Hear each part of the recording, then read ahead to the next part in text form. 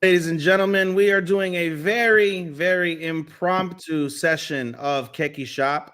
I am currently in the midst of cooking, and I am joined by three friends to discuss the Royal Rumble 2024. I am joined by JP and Angel, who are constants of the wrestling Keki Shops whenever we have them. Hello, boys. Hello. Yeah, thank you for verbalizing that. And I'm joined by the progeny of the PWH, the group that brought us all together in one fucked up universe. I am joined by John, aka the God King, Mr. God King. How are you? What's going on, y'all? What's up?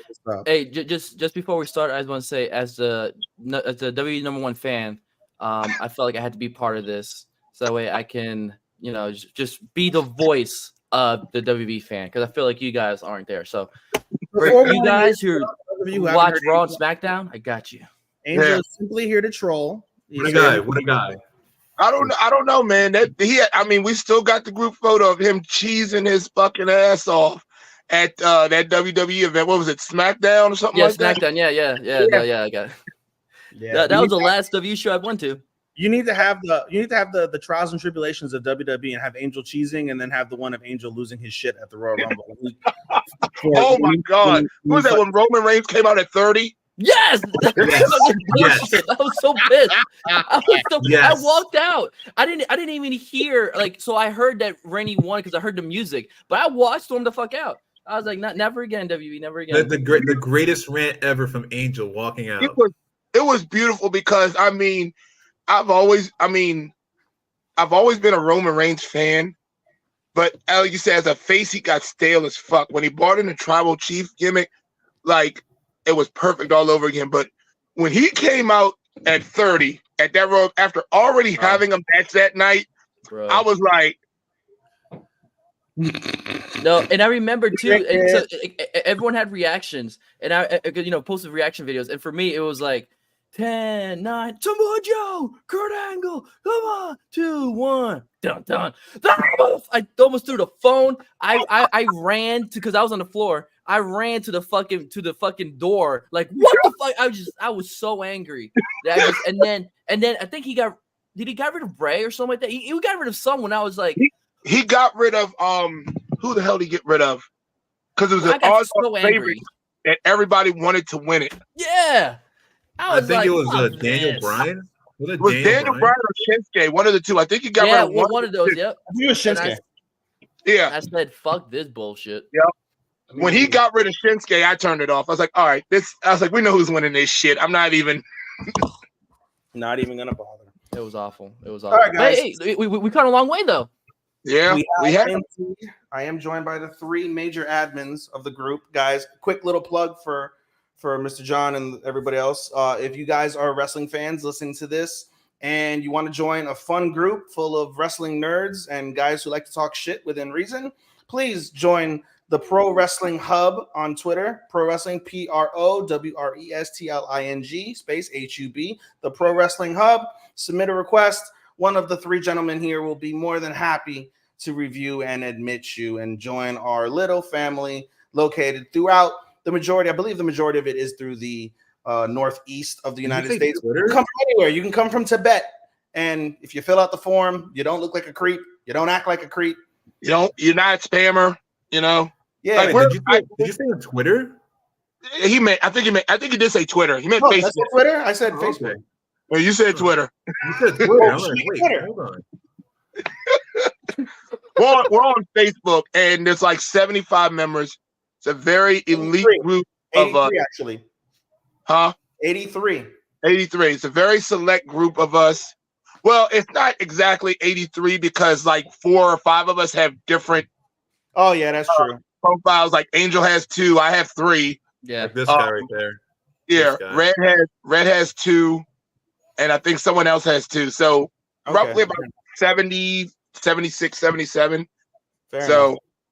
We're a very elite group. We're more of a family than we are just a bunch of idiots that just talk wrestling. I mean, we're all but we're all very close. Honestly, I've known Angel, never met the man in my life, but I've known Angel for like 8 years. because of this group. Yeah, it's been 8 years. JP literally like he's my Jey Uso to Roman Reigns, but I'm not gonna stab him in the back. That's my right hand man. Like, right. And just to make sure, Jay is the Jeet guy. Yeah, the Jeet guy. Yeah, Jay's the face. Look at that.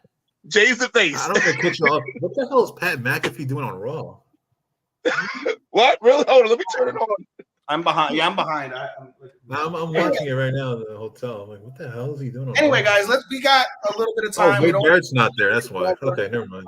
First off, before we get started, I wanted to say that I am the only person of the four since I live in Florida. Well, JP lives in Florida, but he has a wife and kids, so he can't do shit. Really.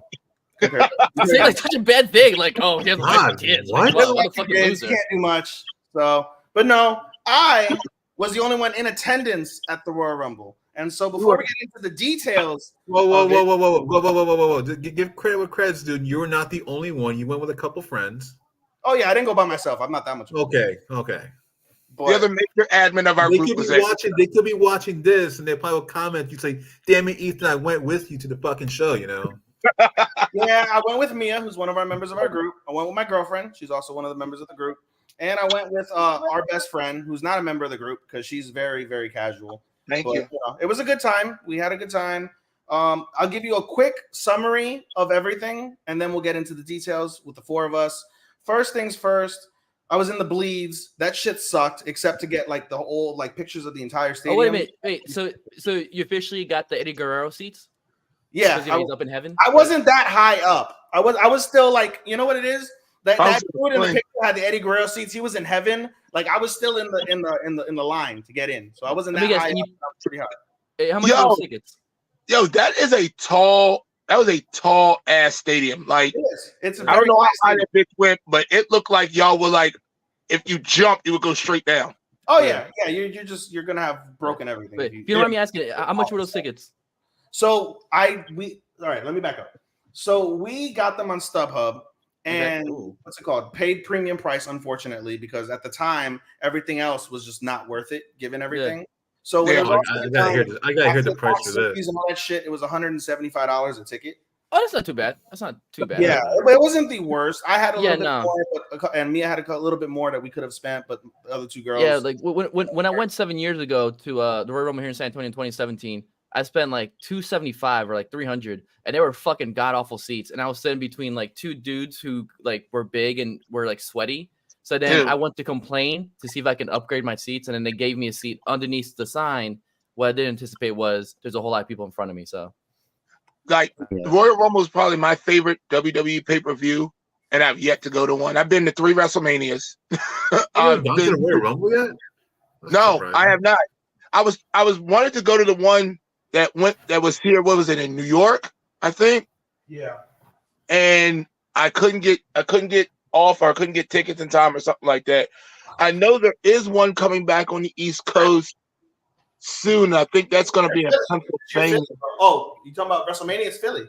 No. Rumble. Oh. I'm definitely trying to get WrestleMania tickets. So talking about the Northeast. Yeah, but StubHub. Speaking of StubHub, like the Kansas, I know this is all talk about the Kansas City Baltimore game. The nosebleeds, like cheap seats, were like $800 a pop. Yeah. Was not fucking with that at all. I fucking believe it. But no. So did you at least enjoy the event? So I'll say this, like I said, for my brief recap, the Rumble matches I thought were spectacular. Both of them, I thought they did them really well. Yep. I'm tired of Solo Sikoa. I'm tired of that shit. I'm begging, please. You know what? I'm going to pull an angel. If Cody does not finish his story this year at WrestleMania, that's it. I'm boycotting. As long as Roman Reigns is the champion, I will not give a flying iota of a fuck about WWE except the criticism. Here's the thing about Roman being champion. If like I was talking to Sean Henson, like I literally dug in his ass about how he didn't know wrestling or anything like that, even though he's Sean doesn't know jack shit, so don't worry. He doesn't. He doesn't know football either. He thinks he does. So anyway, I was telling him, he's like, Roman's a boring champion. This, that, third. Roman is not a boring champion. His matches are fucking great. Everything else is boring. Wait. But you know, I'll get to it when we get to the actual Yeah, match. let's say I got some thoughts on the great. we're not gonna have to wait of too Roman. much All right, because feel that. They're good. They're good. They're not great. They're good. yeah, but no, for the rest of the event, thought it was fine. Parking sucks at Tropicana Field. We were trying to get out of the parking lot. We parked in official Royal Rumble parking, and it took us over an hour and a half to actually get out to get onto the road. Oh, It was atrocious. And the only thing I could think of is that the Tampa Bay Rays are so awful that they didn't have to worry about people actually attending their games. And so when people actually did attend their games or attend their arena, they're like, oh shit, what do we do with 40,000 people? This is only thing I can think of. Whoa. Aren't you a Tampa Bay Rays fan? Because you were fucking like cheering for them when they beat the fucking Yankees like not that long ago. Yeah, you motherfucker. I'm still Motherfucker. Huh? Yeah, you fucking piece of shit. Fucking you fake ass fan. See, that's why you're a Mets fan. That's why. I'm gonna say, I grew up to the Mets. It's my dad's team. I grew up. No. I still remember the very first time I saw a Yankee game was 1999. I was in the hospital, or it was I think it was 1999. I was in the hospital. My aunt was dying of cancer, who I don't remember much, but that is what it is. But I remember sitting in the waiting room because they wouldn't let me in because she was in a decrepit state. And what's it called? I saw a Yankee game. It was Yankees and I think the Oreos on fucking Fox. The Orioles? The Oreo. Oreos. What? Is this a new team I wasn't aware of? It's a cookie, not a bird. Yeah, exactly. Yeah. Regardless, I was watching the game and I was like, "Wow, I like the Yankees now." And my dad was so disappointed in me. So that's a cool story. That This became a is back recurring in thing in 99, my right? life. My dad being This disappointed. is back in 99, right? Yes. Okay, so I can say this. I feel bad for your family. Again, apologies for your loss. That's still not a fucking excuse for you to say you're a Yankees fan if you don't even fucking support the fucking Yankees.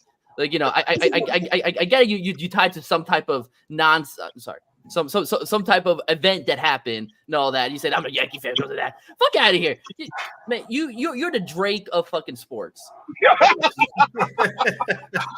Matter of fact, change your shit down there. Call it Ethan. You're the Drake of fucking sports. Man. Anyways, we got sidetracked again. I guess this is why I'm here. Right now, fucking sidetrack right everything. now with the long ass sling on his arm. Huh? You see the sling on his arm of Punk, and he's giving like an emotional promo right now. Yeah. I got it on mute because I actually care about listening to you versus WWE. Oh, it looks like he's about to cry. He is crying. It's just a bump in the road. Oh, he is crying. He's crying. Bro, all right. So, spoiler alert. We'll get to the main event. All right, let's get to. We should actually start talking about the. Get on that. So the first match of the night was the women's Royal Rumble. I thought it was really well done. Like as I said, I literally said this as we proceeded later on. What's it called? Seeing Bianca and Jade, I literally said, yes, this is black girl excellence. This is real black girl magic. I literally said that out loud as I was sitting next to me and my girl. Could you say any whiter? I was genuine.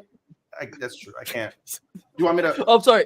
Mayo. My bad. I don't want to get canceled. That's black girl excellence. Oh my lord. Oh lord. Want to do that? No, but let's just start from the beginning. Natalia and Naomi started it. Naomi returned. Yep. The biggest known secret. One of the biggest pops of the night. That went crazy for her. I think she was the other than Becky, she was probably the biggest pop of the night. She got very emotional when the bell rang. Yep. Emotional moment for Naomi. It was great. Good to see her back home, I guess we should say. Yeah, sorry. It's home. It is home for her. Yeah. Oh, here comes Drew McIntyre. All right. Oh god. She had a decent run in TNA. She was a TNA champion. I don't. No, she was undefeated. Yeah, she was undefeated. Journey lost the belt at the TNA pay-per-view. But yeah, she lost to Jordan Grace. Surprisingly, great. JP tried to ruin it for me, and I was busy, so I couldn't answer the phone. But when I saw Jordan Grace come out, I believe it was number 4. JP? No, she was like number 6. 5. She was number 5. Number 5. Bro, I jumped out of my seat. Me too. I did too. Was like, yo! I'm not even gonna lie. I was like it took me a minute to realize it. I was like, oh, it's Jordan Grace. Holy shit, it's Jordan Grace. You heard the music, you heard the sirens, and I'm thinking like, oh, did Scott Steiner get a sex change? What's going on? I mean, she is Baby Steiner. Holy shit, that's wild.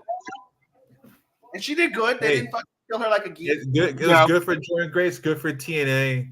Hey, Jordan and Grace you looked know great. what? The right woman eliminated her because I didn't see anybody else that could have took out Jordan Grace other than Bianca Belair.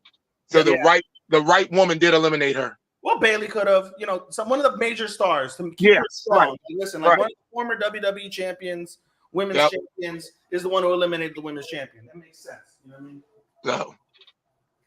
So overall good match. I'm gonna bring this up because I like her, but I know you three don't. What did y'all think of Nia Jax's performance in the Rumble? I liked it. I was shouting so much. I was like, get that fucking walrus out of the ring! Oh, someone! You better hope she doesn't watch this, dude. You better hope she doesn't watch this. Let's listen here. As a big fan of women's wrestling, as an advocate for women's wrestling, I do not appreciate you doing this because you have a history of bad mouthing women, wrestlers on Twitter. He really does. Hey, she's gonna whoop your ass. I can look for this if you want me to. Hey, I'm not even gonna lie. Like her working out with Charlotte lately, you can tell that she's lost some weight. The thing I don't get about WWE, and maybe this is her own thing or not, her attire that they put her in makes her look absolutely massive. But if you follow her on Twitter and her Instagram and everything, the girl is beautiful, and she looks great for a woman that stands about 6 feet tall. Like she's Samoan, so like she is beautiful. So I don't know if that's her choice, and if it is, that's fine. That of her attire in the ring, but you can tell from the last time she was in the ring, which is last year's WrestleMania Royal Rumble till now, Nia has lost a significant amount of weight. She looks Listen, I only said that in jest. In all seriousness, I'm not even bullshit. I said that in jest. Yeah. I know because I don't like Nia Jax as a performer, right? For sure, she has definitely lost weight, and she had a dominant performance. She had what was it? Was it Rhea Ripley last year? She had the Rhea Ripley performance this year. Yep. And it was nice to see. She eliminated some of my favorites. I didn't like that, but that's just my fandom. It's just part of the script. She eliminated the most with 8. But no, she did great. I don't know how that's going to elevate her, quite frankly, because just, where does she go? She has no place to go with the way that things are booked. She's just going to be a girl that's just killing jobbers, injuring people, and fucking, what's it called? Yeah. Kind of stuck in purgatory. See, women's purgatory. And that's why I thought her performance was fine because she didn't injure anyone. So that's a positive. Yeah, she didn't injure anyone. She did.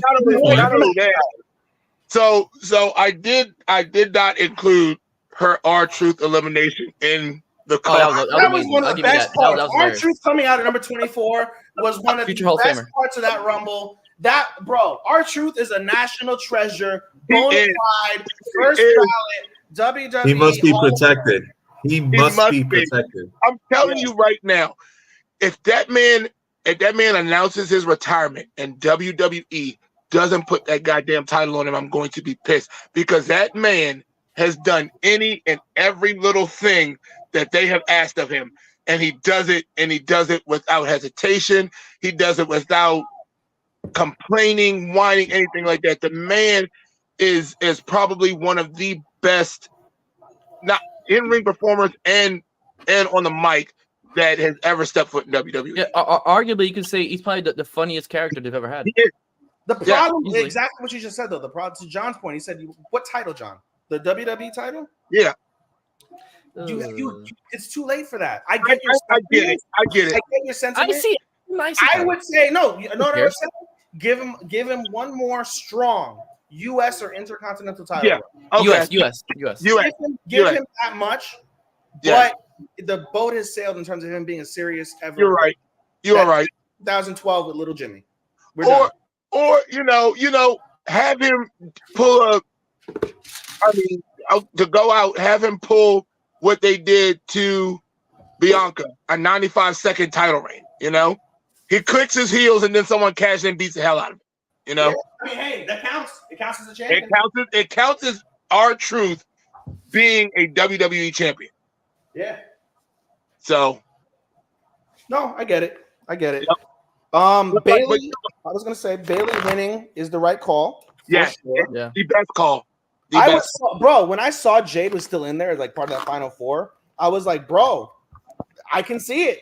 Did she actually wrestle? They're pushing this woman to the fucking moon. But from what I've been hearing online, they said that she's still not taking it serious. But in that Rumble match, not taking it serious. She looked great. What is she not taking serious? I don't know. I saw something somewhere that they said, "Yo, Jade." Oh yeah, I thought that got debunked though, or something like that, or like there was like. And it might have been, you know. Vince had said in the press conference, they're like, "Why haven't we seen Jay Cargill?" And he basically buried Dustin Rhodes and AEW's like development of women talent. Said she wasn't developed the way. That's right. Yeah, he did say that. That's what it was. And from what you can see from what it looked like last night, like I mean Saturday night, Jade's not only looked great in there, but the way she picked up Nia, and I don't know if Nia, jumped with her or not, but it looked too fucking easy, like picked her up too easy. No, she's jacked. She's for real jacked, bro. Like there's like show jacked. There's like what's it called? There's like what's it called? Bodybuilding jack, and then there's functional like man or functional woman jacked. Yep. You know what I mean? Like, and she's definitely that. For sure. And honestly, did you just have her do matches already? Like, listen, as a WWE fan, I don't care about the quality of matches. I'm very easy to please. So, like, just put her out there. And I'm just gonna pop for the music. I'm gonna pop for little spots, and then I'm gonna cheer and say she's the best female wrestler of all time. So just put her out there. Like, come on now, what are we waiting for? Bro, I mean, it's not to be disrespectful of African American women, but there are like the list is kind of short. So as long as like she keeps progressing, she's got an easy shot to be one of the best African American women. Wait, Ethan, I thought you don't see color. It's not short. Vince just stunts him. Like I'm telling you right now. Jacqueline would have probably been on Trish status level if she looked like Trish Stratus to Vince McMahon. You know what I mean? Oh yeah. Yeah, I agree. Oh, what if Jacqueline looked like Sable? Yeah, right? You would have had Lita and Trish before Lita and Trish. Exactly. Well, the Scat Man, really, you can tell he has a kind of type of females that he prefers. Yeah, he definitely has a type. Ethan, quick question. So when Liv Morgan came out at number 30, did you boo her? No, I actually won $100 bet because my friend, who I get as a casual, she was like, "That's Sasha. It's Sasha. I guarantee you it's Sasha." I'm like, "I'm telling you, it's not Sasha." I read Twitter. I have friends like JP that breathe wrestling. I assure you, it's not Sasha. I'll bet you $100. I don't want to bet you. Oh, damn, baller, $100. Yeah, I'm like, you a bitch. I was like, oh, I'm like, all right. So speaking of me when it was Liv, and I was like, ah, she just had this like sour face, and I was like, I didn't want to bet you because I didn't want to take your fucking money. But here we are. Speaking of that, the question I asked in the card is, you get 3 points for each surprise entrant. Ethan's card, and this is how he won. Ethan's card on that, I think, was for the women. He had 4 out of 5 right. And I wish there were so many others that been both that and the men's Royal Rumble. That's why when you told me that I won before all the points bullshit that were spoiler alert, jackass. We'll go over it for an administrative thing. But in any case, I was surprised. I was like, bro, like there were so many people when I was watching that. I was like, I should have picked them. I should have. Sorry, Facebook user, log in so so we can know who you are. No, you won't be able to see it, Angel. Unfortunately. Oh, you can't. No, you can't. So if it was on for StreamYard, if you're on Twitch or YouTube or Twitter, you'll be able to see who that person is. Facebook, Not because it's in the group specifically. Actually, let me back that up. Specifically because I have my personal profile attached to this, you won't see it. You motherfucker. That's what you have. Because it's personal, which it makes sense. Yeah, it's awful. So So outside of that, who'd you say stood out? Would you say then Jade stood out? yes, Yeah, Jade stood out for throwing Nia Jax out and getting rid of Becky. Actually wrestling. I guess. yeah. Nia Jax stood out because of her performance. You can't deny that. Yep.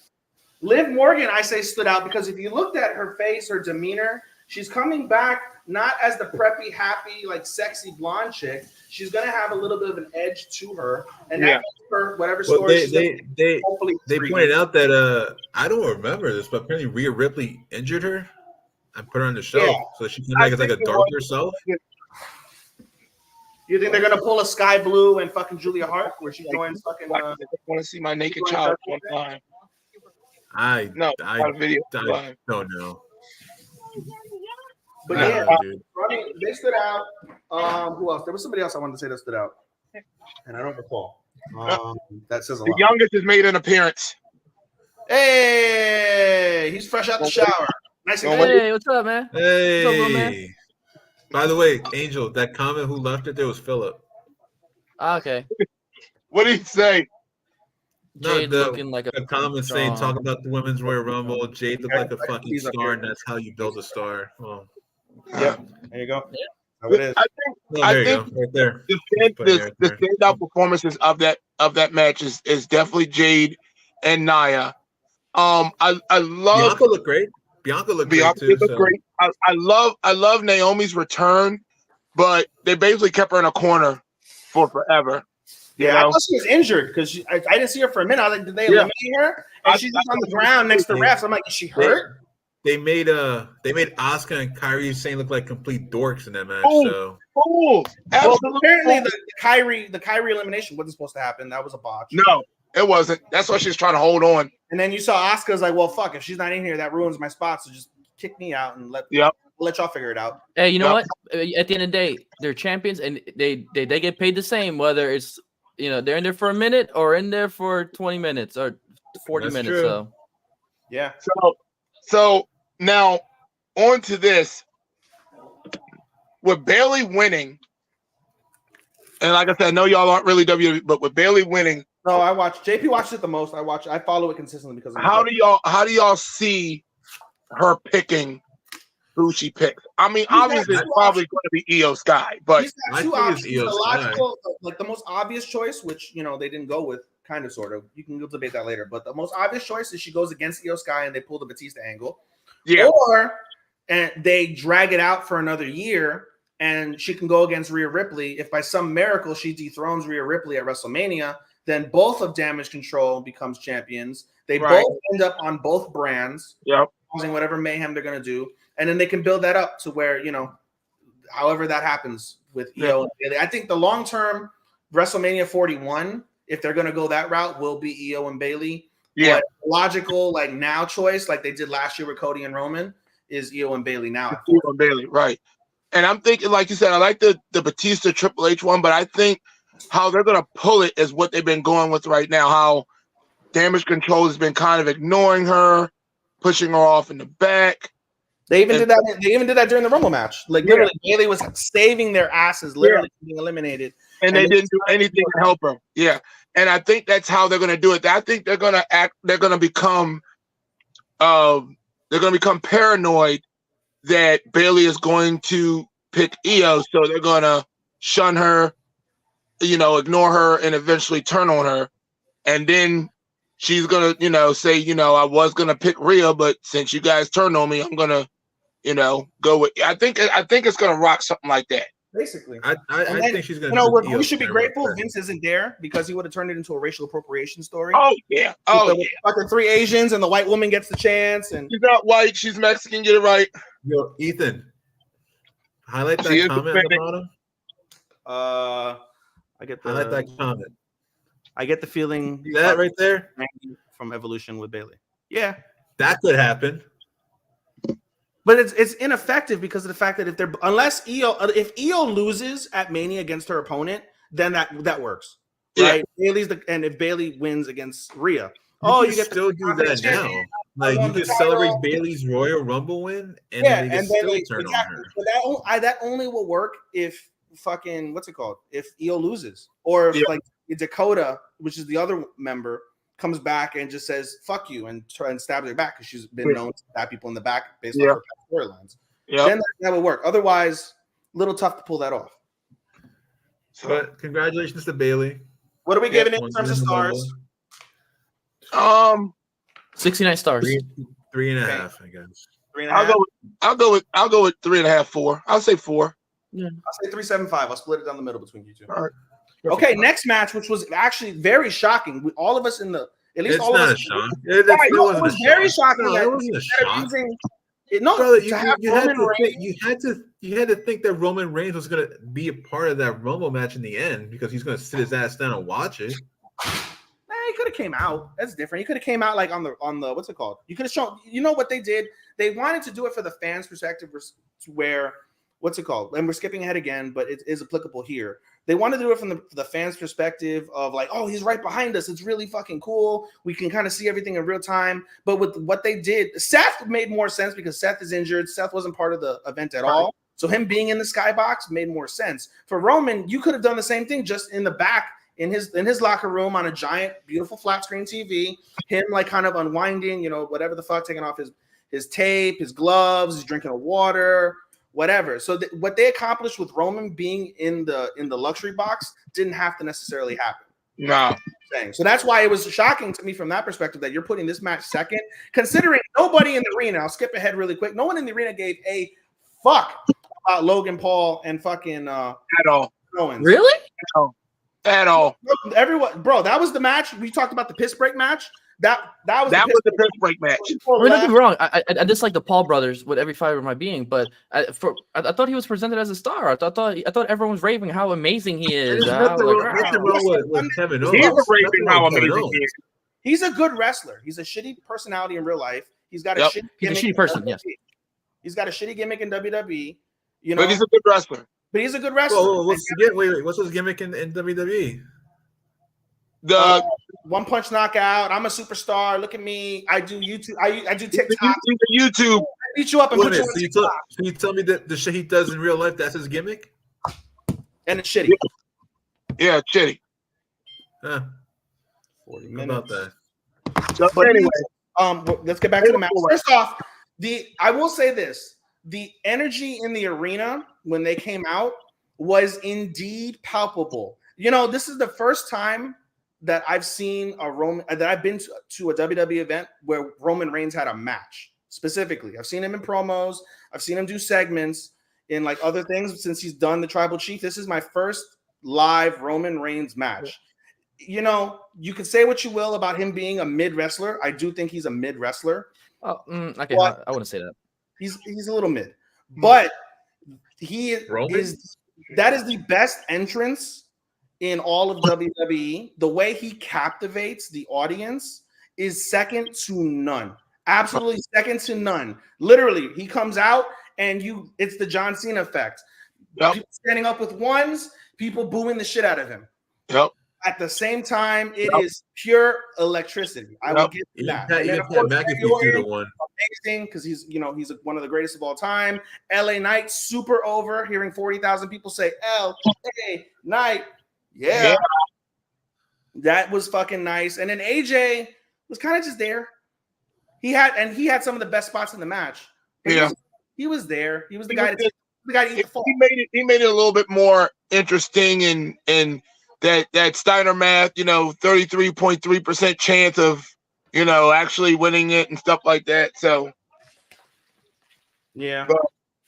But I will say that about Reigns. He's when it comes to wrestling, he's about mid. He instead of 5 moves of doom, he has maybe 6 or 7. He's got no more than 8. No more than 8. But promo wise, since he's become the Tribal Chief, he's been on point. Like he does command an audience now, whereas him as the big dog, everybody was just sick of it. They're sick of the what do you call it? The Shield archive Roman Reigns. Like he was just he's what Austin what's it called? Austin Theory is now. Inauthentic. Yeah.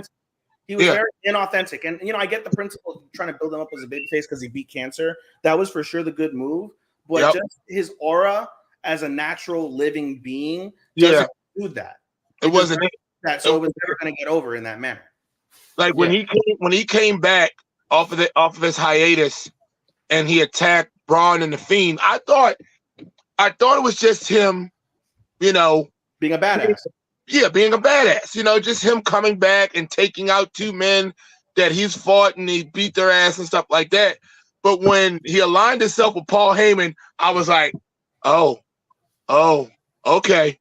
Now we're getting somewhere, So, and since then, I mean, he's promo wise and commanding wise, he's definitely shot to the top.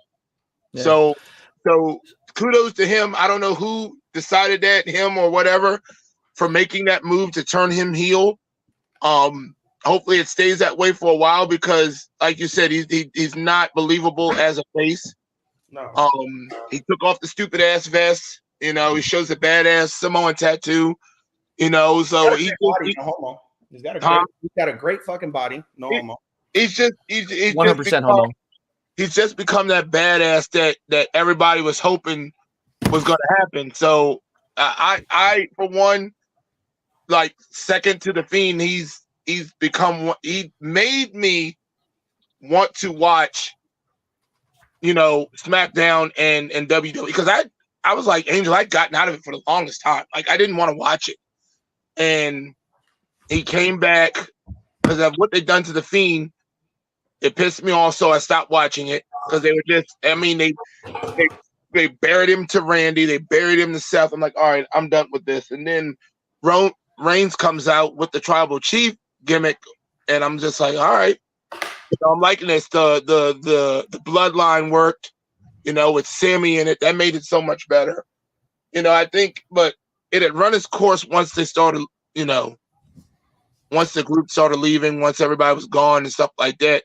They should have just let it run its course after, Jake left and stuff like that. And then they're continuing on with it because, like you say, I started out like a solo. I'm just sick of it. I'm sick of seeing it. Bro, and that's the thing about the match that I didn't care about is literally Roman Reigns is not going to lose the title unless it's WrestleMania. When you build somebody that high, that hard, they will not lose the title. So you have that. You have that already in play. On top of that, you have repetitively over and over and over for well over a year, well over 2 years, have constant interference, whether it was the Usos, whether it was Heyman, whether it was some third party, whether it's Solo Sikoa.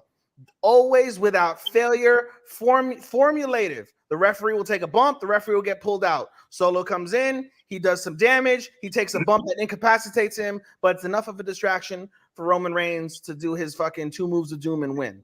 At the end of the day, Angel made the absolute best point when we were talking shit about this match afterwards. If you watch New Japan Pro Wrestling and you watch any single House of Torture match featuring Evil and his little compatriots of losers, it is the exact same thing. And in Japan, it gets over a little bit better because of the fact that it's American style. But for anybody that watches American style wrestling, it's boring. Sizzling shits. I don't want to see that. No one wants to see that. That doesn't get over. That makes you not give a fuck about the wrestler. Roman Reigns is only relevant because of the fact that he has the star power and the aura that no one else in the business has now. If he didn't have those things, if he was still generic ass Roman Reigns from 2018, it would be the worst thing that WWE has done. He's a Hulk Hogan. He's a Hulk Hogan. He's Hulk Hogan. Yeah. He's like, and you try to, and I don't know what Vince's at the time. I don't know what his thing was when it came to that. Like, he tried to make everybody a Hulk Hogan, and when that didn't work, he tried to make an Austin, and when that didn't work, he tried to make a John Cena, and then Roman Reigns comes along, and he tries to put all three of them into one, and it just comes off as shit. Mm-hmm. It came off as absolute shit. Like you like John Cena says, he took his hand from his ear and put it in his face, whereas Roman took it from his face and put it in the air. So it came off as generic. It wasn't believable. You didn't believe Roman as a face kicking out of all of this shit like you would like a John Cena or Hulk Hogan or something like that.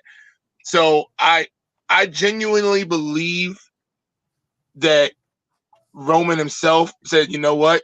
I'm not dealing with that stupid ass character anymore. Let me do my own thing. And it worked for him, you know? Listen, as I feel you guys are giving this guy too hard of a breakdown. You know, I feel as a WWE fan, I don't need to have Okada style matches. I don't need to have a Bryan Danielson matches, which you know he's having much better now. I don't need to have like even Ospreay matches. I'm perfectly fine having like a like an R-Truth match, like I'm perfectly fine. Just that is great. Having like a third hour random Raw match. Like, so Roman Reigns doing the same thing every single time for 3 years. I love that shit. That shit's amazing. When I can sit there and know that he's gonna be really slow, he's gonna walk really slow to the ring. He's gonna go ahead and just be really slow in the match at first, because he's like, act all scared, like, oh my god, this be the time, and then talk a whole lot of shit while he's in the match because he's an amazing actor, by the way. I don't know if you saw him in the Fast and Furious movie. So clearly, I've not seen that movie yet. Yeah. So clearly he's gonna have a massive movie career after he leaves WWE, And come on now, it gives me a hard on every time I know. It's like, oh man, where's the call gonna come out? Oh yes, oh my goodness, oh my god, he's out here. Oh, they got me again. God damn it, he did it for the past 25 times, but this 26th time he got me again. God damn it, WWE, that's some good shit. I'm just saying, like give him all the fucking stars, Meltzer, because clearly Roman Reigns is the greatest wrestler of our generation, and his should be studied by everyone who wants to see just amazing matches, bell to bell. No, you can say no. You can legitimately say. John, you watching this live, right? Yeah, I am. I'm looking at it. The tag team time match was very good. It was a good match. It was a good match. It's over. Oh, I'm still watching. Yeah, it. Now Damian Priest called out for R-Truth. Oh man, I can kind of sense what's gonna happen. I can kind of sense what's gonna happen. I was gonna say, but no, honestly, at the end of the day, like I said, like the false finishes were good. It's just when you understand everything that's going on, and when you look at it from that cynical perspective, and you're not like oblivious or unknowing or like a lapsed viewer, it just doesn't hit. It didn't hit, and I was just like, can this match be over? I want to get to the Rumble. I want to get to the Rumble. I mean, and not only that, but they get me every single time. Every time it's like a 2 count. I'm like, oh man, oh, he's gonna get pinned. Oh god damn it, they got me again. Those motherfuckers. Oh you, Roman. Oh you. No, it's just didn't review this match yet. No, I mean I have, and John has. I reviewed. I said it was my favorite match of the night. Freaking Ospreay and Okada. Yeah, he watched it in his dreams. He watched it in his dreams. Yeah, he definitely watched it in his dreams. Or his nightmare. He probably watched it in his nightmare, I should say. Like I said, to me, the match it did what it was supposed to do. Had you knew Reigns was going to win. I mean, you knew Reigns was going to win. You knew Reigns was going to win. One of the things that waste of time, but whatever. No, but honestly, one of the things that had intrigue on this is with everything, all the rumors going around with The Rock. You would think, right? Like I was thinking, okay, they'll put the Logan Paul next match. You'll get that over with. You'll have the Men's Royal Rumble match.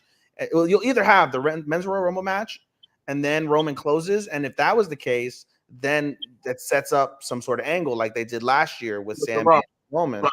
Or if the Men's Royal Rumble starts off, then it is what it is. Whatever. But the fact they put it second, it killed everything, because then you knew the third match, and it was like, Like JP said, you knew if you watch wrestling, if you watch Roman Reigns' title matches enough and you understand where things are going, and if you want to read the dirt sheets a little bit, you're gonna know it's gonna be meh, and it just doesn't hit the same. It really doesn't hit the same. Yep. So stars. What are you gonna say? That's sorry, John. You want to say something else? 2.5. 2.5. Wow. Okay. Look, JP. John, there it is. Yeah, there it is. What happened? They're JD McDonald's beating down R-Truth. No. Oh no. Oh no! And here comes the Miz. Oh no! Like The Miz? Help. Yes! Oh my God! Oh, the fucking Miz! Oh Lord! The greatest IC champion of all time. It's 4-on-2. Oh no! It's 4-on-2. They've been reuniting Awesome Truth, so it makes sense. I should have put in the. They're gonna win the goddamn tag team titles. Oh, God, can we move on? All right. Anyway, Anyways, third match. amazing match. This should be fairly quick. The third match was Logan Paul and Kevin Owens. Sucked. Let's just move on. Wait, it really sucked that badly? No, like I said, you get to see Logan Paul be a good wrestler. Yep. The match itself was straight. It was straight, and then with You're being too generous. It's the same thing similar with Roman Reigns, because Logan Paul also has like his cronies, and they're not like actual wrestlers. They're just fucking. They're just people from his fucking TikTok. Shit. They're TikTok geeks. Dudes from his podcast come in, interfere. I will say Grayson Waller and Austin Theory, Angel, since you don't watch, they did come out to provide extra Speaking of geeks, yeah. And on top, honestly, it also made Kevin Owens look a little bit like a geek, despite the fact I understood the booking. Just go over the finish with you, Angel, real quick. Who's it? I think it was Theory. Theory slipped Logan Paul brass knucks, so we can do his punch of knucks. What's it called? He hit. Kevin Owens ducked it, grabbed the knucks from him while the ref was dealing with all the guys around the ring, and then he punched Logan Paul with the one punch with the knucks. But the idiot didn't take off the fucking knucks. Did not take the knucks off. No, he didn't win. The referee stopped that too. Looked at the brass knuckles and said, "Oh shit." He won. No, he stopped that too and looked right at the brass knuckles. You know what's funny? And Angel, you know what's funny? That spot was probably one of the highlights of the match, because you see the ref's face clear as day go. Yeah. And he just goes. He said, "Kevin, no." No, and I'll tell you what, the crowd was hot. You hit the punch. No, the crowd was hot. That they were going to see Logan Paul lose. Yeah. Leaped 1, 2. He goes 3. That's why I just said 3. I thought he got it. Yeah. Stopped at 2. I thought he got it. Everyone like, yeah. And then when you look, like, why isn't the bell rung? You look up and you see everything unfold. You're like, God damn it. You see the ref go, Kevin. He shakes his head. He goes and rings the bell. So basically, he's like the disappointed dad. Like, yeah, come on, and man. of course, what are you doing, Kevin? And of course, this feud must continue. Why yes. No, they did At WrestleMania. Hey, off topic, what do you guys think of Zoe Stark? That was really look her up. But Zoe Stark, I mean, she's okay. I mean, not. Oh Lord! Wait a minute. What is that? What is that? Like, that's it. Like, hold on. Zoe Stark is a thing, not a human. What is that? No. It was a bad picture. It was a bad picture. Google Zoe Stark. Google Zoe Stark, and you'll see the picture that first comes up. The KO match was okay until the ending. I don't know who these people are, but I'm giving you guys your flowers. Par on commentary at that match was hilarious. Now the ref 2020 vision. Don't understand. It's funny that the ref doesn't ever see shit, and then at the time he looks up and sees brass knuckles. Oh my god! You know why Kevin Owens lost? Because his referee wasn't Aubrey Edwards or Rick Knox. Yeah. Hey, are we live in our group? Pat. Yeah, we are. Yeah. That's why they're coming in. I normally do this with a post, but I just seen it pop up. Ladies and gentlemen of the PWH, please stand up and help me wish Latrina Smith a very happy birthday today. So give it up. Yeah. Angel Larry stood up. What a guy. What a guy. It was a very half-assed stand-up. Yeah. You stood up more than we did, dude. I will say Pat or no par. No, like, we talking about golf. You put par on commentary now. That's why I was like, I don't understand. And they corrected the Pat. No, I'm pretty sure he's asking Pat or no Pat. Like, who's better? Wait, no, who's par? He's trying to say Pat on commentary at the match was hilarious. Yeah. Okay. So he's talking about So do you want Pat on commentary or not Pat on commentary? No, Pat. So first off, let me back up to the very beginning. Everyone was super thrilled. The crowd popped big. No, he's saying out. But he's trying to say Pat was hilarious on commentary. It's funny. It's funny though, as the fans, right? Even me, I was excited. Oh shit, Pat McAfee's in the building, and in my head, I'm like, wait, why do I give a fuck when I can't hear the commentary? Why does anybody else give a fuck? No one can hear the commentary.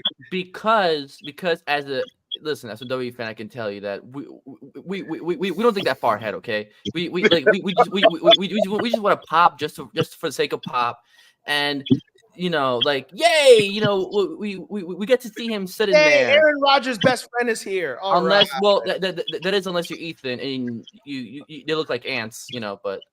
Yeah, they did like ants. I was making the joke to myself. I was like, man, I should get fucking binoculars next time I come to one of these. Hey, that's old school way. I went to a Spurs game. It was the seats weren't even that bad. The dude next to me had fucking binoculars. I'm like, what do you need binoculars for? Like, no, but honestly, he wanted to see close to how bad the Spurs actually were. That's why. Legitimately, the only thing that sucks is you have battery powered binoculars on the phone because when you use the phone and you just zoom in, it works the same. And I did that a lot for my recordings. I had my shit on like 8 times zoom to record a lot of the Royal Rumble match. Were you watching the event off your phone? No, I recorded a bunch. John, this match sucked, John, that tag match is no, it did not. It does not suck. It is Raw. Angel, you get the best quality. You get the best quality matches on Raw. Okay, John, that's what's going on. John, that match was horrendous. This is all. Hey, you gotta be careful. You're about to show on live people. Those are all hidden, sir. Like a good, responsible human being. I don't know. To me, I don't know if they washed down Shayna Baszler or she's just that bad of a wrestler. She's that bad of a wrestler. I know they washed down Piper Niven because I watched Piper Niven. Put Shayna Baszler on the Indies would be fucking stellar. She would. Do you see this is Matt Cardona right here? Man. What? Chelsea Anyway, Green. Back to the match real quick before we move on to the main event. They did send the fans. Talking about this match. I thought we were done. You have to say the end. They sent the quote unquote fans happy by putting Logan Paul through a table. That got a good pop, especially when all the fans are like, we want tables, and it's like 2 minutes into a no disqualification match. You're right. Was what it was. Anyway, 2.5 stars. Yes. The Logan Paul experience must continue. 2. I'll give it 2. JP, -5 stars. 1 star. 1 star. Hey, that's pretty good. It's better than no stars. All right, guys, we move on to the main event. This was again a fantastic Royal Rumble. I'll tell you what. I'll give you this. This was again my second Royal Rumble that I've been to live and in person. I was there when AJ Styles. When you go on Twitter looking up that men's Royal Rumble after the show, everyone was saying it was a boring Royal Rumble. The men's Royal Rumble, man. A lot of people said it was a boring Royal Rumble. It was boring. They're clearly not W fans. No, I had no complaints, bro. Being there live, I had no complaints. I had no complaints over that specifically. The match itself, like all the in-ring action, I had no real complaints over. Like I said, like I was trying to say, this is my second Royal Rumble live. I saw AJ Styles debut. That shit was incredibly massive.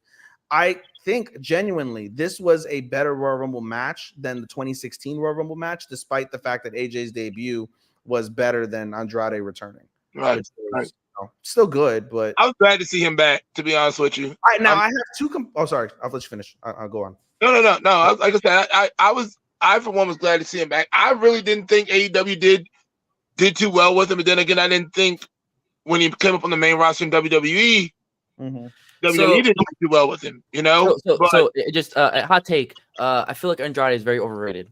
I feel he has a look. He has somewhat of the charisma, but maybe doesn't have the right drive. I don't think he's very overrated. I think he's because if you think about it, the last he blew up in Mexico, which is fine. It's cool. I get that. But ever since then, everywhere he goes, he doesn't. His NXT run was really good. And that's NXT though. I'm not gonna count NXT. That's NXT's NXT. I'm talking about like actually like the main big roster time. Main roster was every time AEW, WWE, New Japan, he did all right as a sombra, but it's him. This is just him. Like he's only back in WWE because Charlotte's in WWE. Charlotte Booker, and he wants to go back. He wants them to get paired with Selena Vega. He'll be in the LWO more than likely eventually because him and Santos had a little interaction. So that'll be in there. You know what I mean? So he has a little bit of range from that perspective. So I will agree with John, though. It was really disappointing, especially when you had Los Ingobernables, whatever iteration of it is. But regardless, you had Rush and you had fucking you had Andrade, and you did nothing with them. You did nothing with them. You know, that was a drop of the ball moment by Tony Khan, one of many. In his career. but see, the issue is then like, okay, so is every wrestler a drop ball? Because I swear, you could pick any wrestler on the roster in AEW, and people go, "Oh, he's misused. Oh, he's misused." Malachi Black. Yeah, go ahead. Malachi Black. I'll start with Malachi Black. Yup. Goddamn right. But that's what I'm saying though. Like if everyone not every they have a 2-hour show and then they have a show that they devalue. You think Malachi Black's being misused? I don't think Malachi Black's being misused. Yeah, bro. How's he being misused? He should be always in the running for singles titles. The man hasn't had a singles match in a year and a half.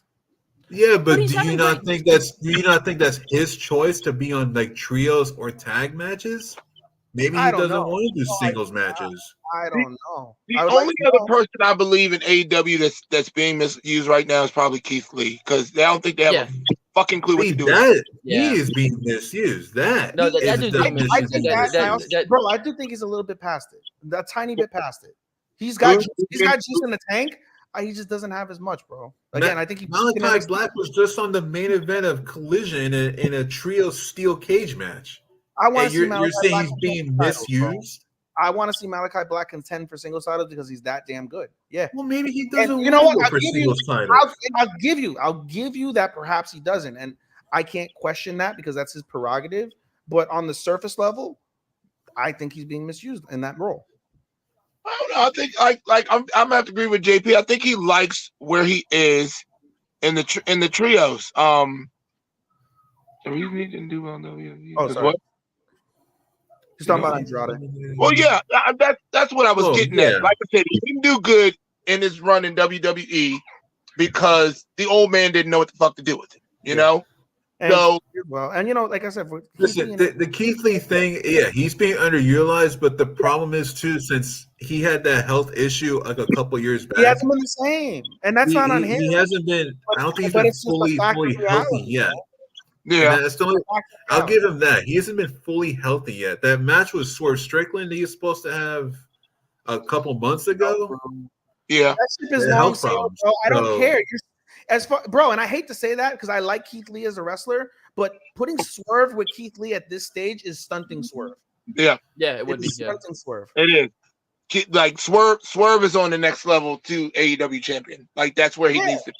Yeah, I'm sure Swerve. I'm pretty sure it's gonna be Swerve, Hangman, and Joe at Revolution, which is fine. Neither of them are gonna win because it's too early. But literally, bro, by the end of summer, by All Out, which hopefully me and I are going to, by All Out, Swerve needs to beat Joe. You're going to Chicago?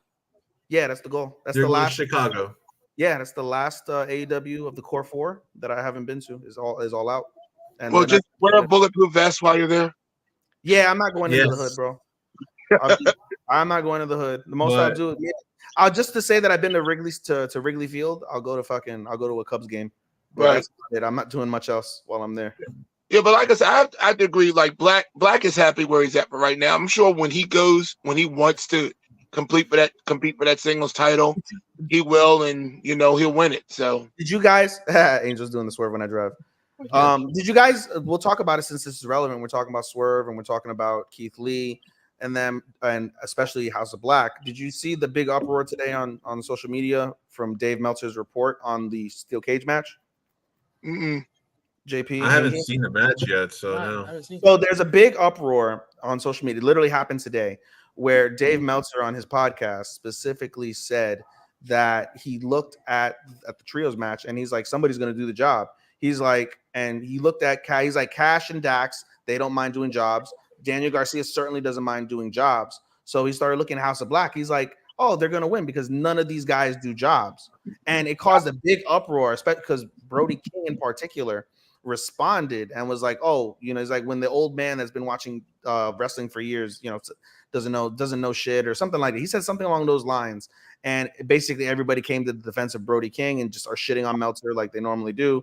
And even Buddy Matthews said like, oh, I guess Dave clearly doesn't watch AEW the way he thinks he does. And he showed his record in 2024 and it was like 0-1, 0-2, 0-1.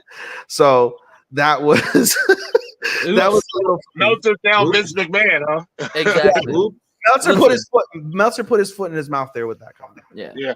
As a WWE fan, I just say I don't like Dave Meltzer because he does not properly rate Roman Reigns matches like he should. There should be 5 stars every single time.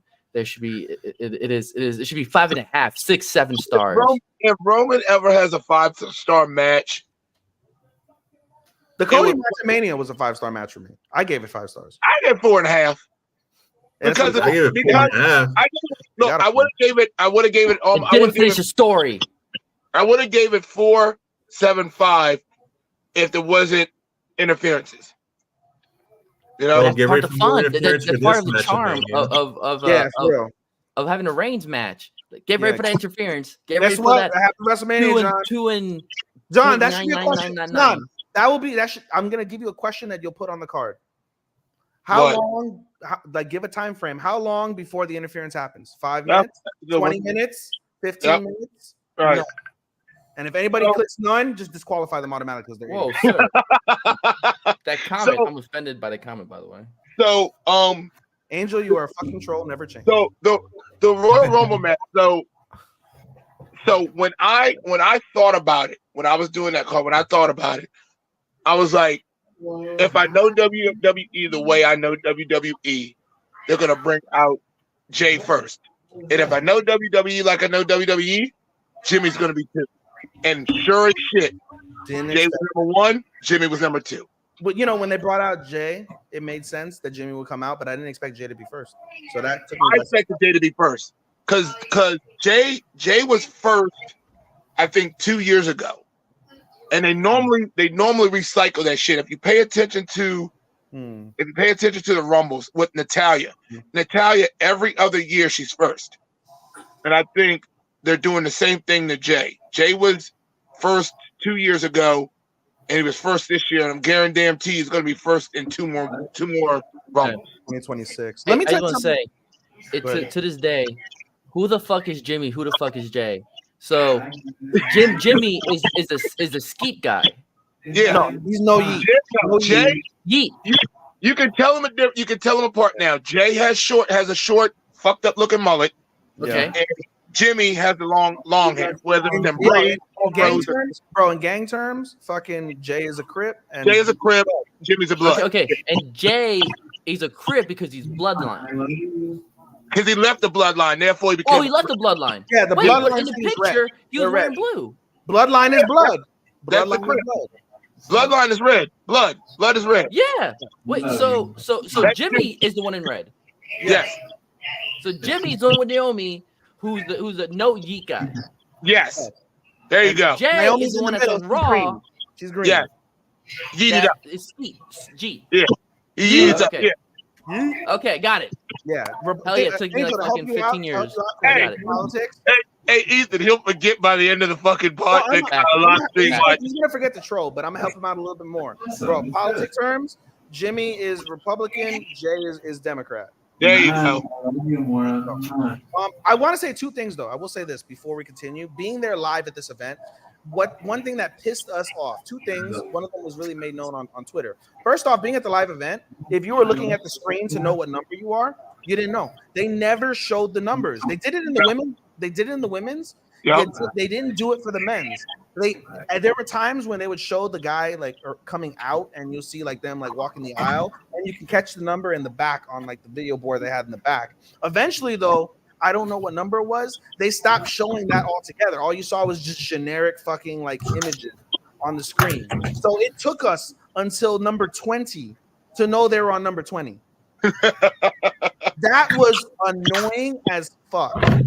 The second thing that was commented on Twitter is that a lot of the live fans and people that were watching at home really sat there, and it was especially potent with the live fans. The live fans, for many of the people, and maybe that's why it came across as boring, there was not nearly the amount of reaction that should have been for many of the wrestlers because of the generic ass music that WWE constantly does. Yeah. It is incessant. It is imbecilic that they continuously. Whoa, sir! You pulling out the swords right now? There is no thesaurus. I'm looking at the camera dead in the eye. Wow, and I'm saying look at that. how erroneously egregious it is. Whoa, But whoa. Hold on, buddy. Whoa. That's too big for our vocabulary there. Can you put it in WWE terms? Whoa. Yes, as a WWE fan, you're confusing Bad me right music, no likey. now. There you go. Okay, as a WWE fan, you confuse me right now. I'm at the lowest denominator. You know, you gotta break things down, Barney style. No, I think WWE fans are actually legitimately smarter than AEW fans. Certainly, I can't tell you because I don't watch AEW. I only watch WWE because that's what I do. because I called the whole fucking men's Royal Rumble. Yeah, I mean, JP, do you have the list like you did with the women's Royal Rumble or not? Yeah. Yeah. Yeah. So I'll tell you real quick when it comes to the music. Oh goddamn, yeah. I like that. Look, old school. You actually wrote it down. But you know, like I tell you, who came out to the ring and all that. Yep. Yeah. I know that Usos started 1 and 2. Yeah, but you know that much. Andrade came out at 4. Yeah, but I feel like the music is an issue because like listen, the whole thing with the 2 Rumble matches that people cried about was like there was no legends, there was no real surprises. Good. Blah blah blah. Good. Because I get tired of seeing. Don't get me wrong, it's nostalgia that they come back, but don't wait like what they did with Pat. I love Pat to death. They wasted a Royal Rumble number on Pat. Yeah. And the report is Pat didn't even know. In a way, there's no disrespect to WWE fans, but they're all spoiled because you guys all expect legends coming back. You guys expect Sasha Banks to come back, who obviously did not come back. You guys want AJ Lee to come back. CM Punk made it clear she's not coming back. I expected AJ Lee because of CM Punk. That's the only reason I expected AJ Lee. A little bit. Yeah, but CM Punk made it perfectly clear she's not coming back. So everyone's crying and saying, "Oh, there's no Sasha." To the point they're yelling at Triple H that he didn't get Sasha Banks back. Yes, nothing. I know that motherfucker. I want to see Sasha again. God damn it! I cannot see Sasha anywhere else. If he's not WWE, where am I going to see her? Sasha's outbidding herself. That's really what it is. She doesn't want to go back to WWE unless she's the highest paid woman. I'm never going to see her. Like in a way, like newsflash, she won a lot of money. Nick Khan said no. We move on. Yeah. Whatever. So listen. I don't care. I want everything. I want every wrestler. I might get flack for this, but I doubt it because I doubt it. If anyone gets flack, it's going to be Ethan. Mercedes' money isn't really worth the money she asked for. She's not. She's worth a lot of money. She's not worth the top paid woman in WWE. She's not good enough to be top paid female wrestler in anything. Like, don't get me wrong, I like what she's like. I like what she's done in her past, but to me, there are about 4 women wrestlers that I think that are better than her. Oh, easily. You can. There's a few women's wrestlers that are better than Mercedes Moné. Easily, even in Japan too. So one of them off Japan, you can just name 4 easy. In WWE, one of them obviously is heading to WWE, and it's Julia. So that she's much better than Sasha Mercedes wants to be the top paid. Sasha wants to be the top paid in WWE, and you have Bianca, you have Rhea. Despite Charlotte being injured and despite all of her bullshit with her family lineage, Charlotte is still an incredible women's wrestler. I saw him come here. You know, you have the star power of Becky Lynch. You have the storytelling. Put that comment up. Becky isn't even a good wrestler. She's good on the mic. Becky's good on the mic, but I hope so. She's not coming back. That's the only way I can see her. Get over it. She's not. Please record yourself crying so we can laugh. Christ. I'm not a fan of Becky in the ring. I'm not a fan of in-ring Becky. Nor am I, but she's got Roman Reigns for women equivalent. She does. And that's what she is. She's the Roman Reigns of the women's division. Yeah. And that's why she's over. Yeah. Yep. And that's perfectly fine. She's got a place at the top of the totem pole because of that. Yep. But in my opinion, the three best wrestlers in WWE right now are, since she's back, is Naomi, Charlotte, and Bayley. No, bro. What about Rhea and fucking Bianca? Them two alone. Yeah. Okay. Both those girls except for Charlotte. You're right. You're right. See, so I will say that the issue is like not having legends. I mean, see, Rhea, in previous years, like in a women's I'm match, not paying attention right now. wait a minute now. Hold on now. Let's talk about previously. We would have legends like Kelly and Michelle McCool. Like those are true legends that clearly we have to have that in WWE. So clearly, so people wanted Santino because he's a legend. Hey, he's with TNA. Michelle McCool. Look, Michelle McCool in this era would be a damn good wrestler because she was a good wrestler in her own era. Yeah. And that was a really shitty fucking era. It was a shitty era, and she made it work because she could go. See, I believe if Michelle, I don't know about legend right now, but if Michelle McCool was in this era of women's wrestling, she'd be at the top. So would Beth Phoenix. So would Beth. Beyond a shadow of a doubt would have been. Yeah. See. So now in this era right now, Lita and Trish would be the bottom of the totem pole. So I just want to say that right now we started the whole thing saying the men's Rumble match was not boring. We have yet to really talk about the men's Rumble match. That's what we got sidetracked a whole bunch of times. We talked about Andrade. I've been saying. I feel like there's not a lot that happened in the Rumble. If we keep getting sidetracked no, because there's two guys that are passionate about wrestling talking about wrestling. Ashley, the best, and I'm going to jump to it. I wanted to say it, but the best part of the men's Royal Rumble is R-Truth reaching for a fucking tag. That was truly one of the best parts. Truly, absolutely hilarious. We're gonna jump way ahead. Let's just keep going. No, I want to make a couple points.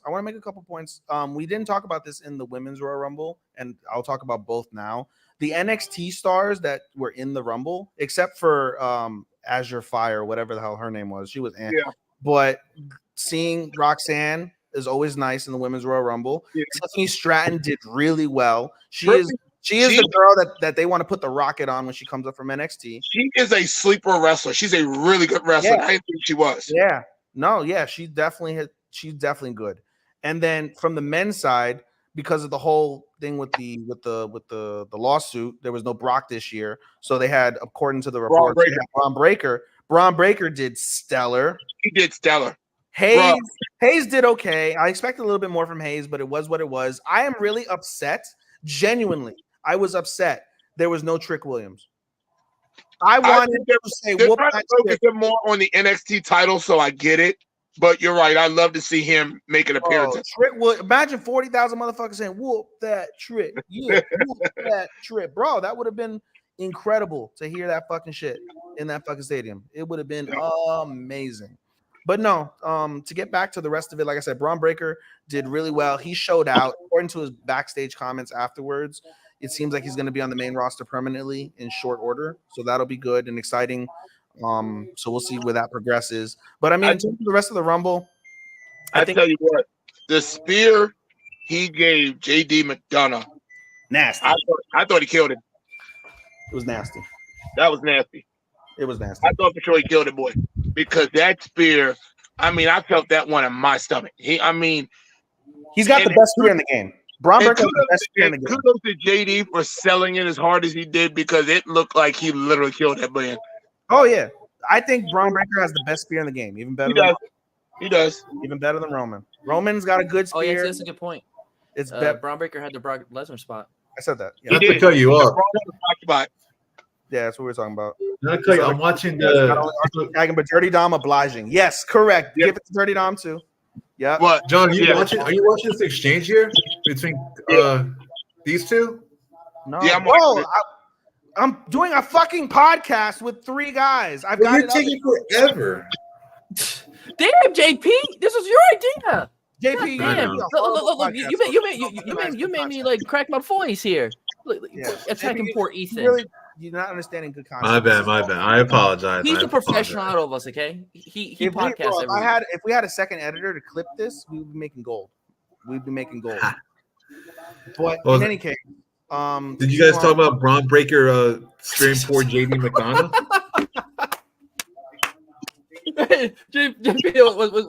Was that intentional? He gets removed for a second. Intentional because he talked about it, then I brought it up, and then you're like, "Wait a minute, did we talk about?" He's trying to out-troll you, bro.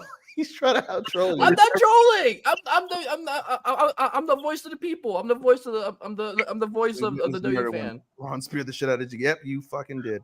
But no, in all honesty, just to get back to the Rumble, I thought Gunther was gonna do a little bit better. I was really kind of low-key cheering for Gunther as like my dark horse, but it wasn't meant to be. I was too. Yeah. Yeah. He had a good showing. I mean, at the end of the day, though, again, if you read the dirt sheets and if you watch Raw specifically, you knew what the final two was going to be. CM Punk, it was going to be Cody. Yeah. I was happy with the remaining guys. Who were the last 6, John? Do you know? Punk, McIntyre, Zayn, Cody, and Gunther. That was the last 5. Okay. Yeah. And I was telling this to Mia and I think Priest my made homegirl. 6. Who? Priest. Yeah. First off, WWE's retarded for fucking putting Damian Priest, who already has a guaranteed title shot, in the Royal Rumble. That was idiotic. That should have been Trick Williams' spot. First off, in some what's the Money in the Bank? Yeah, he's still Senor Money in the Bank. He don't need to be in the Royal Rumble. For what? He's gonna have it. He doesn't. For what? That was a waste. That was another waste of a spot, just like McAfee was.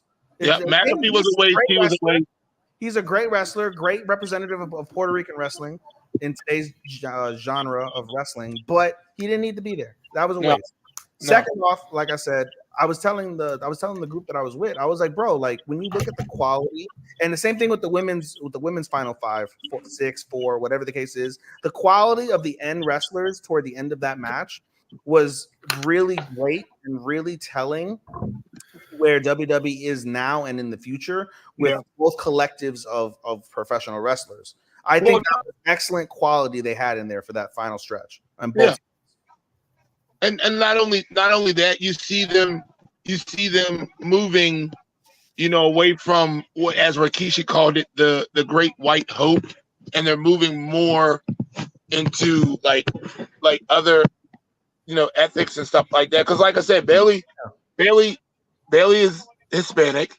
Yeah. Last year it was Rhea, and the year before that it was Bianca. So so those are great. Now, don't get me wrong, they're going with Cody, and I know why they're going with Cody.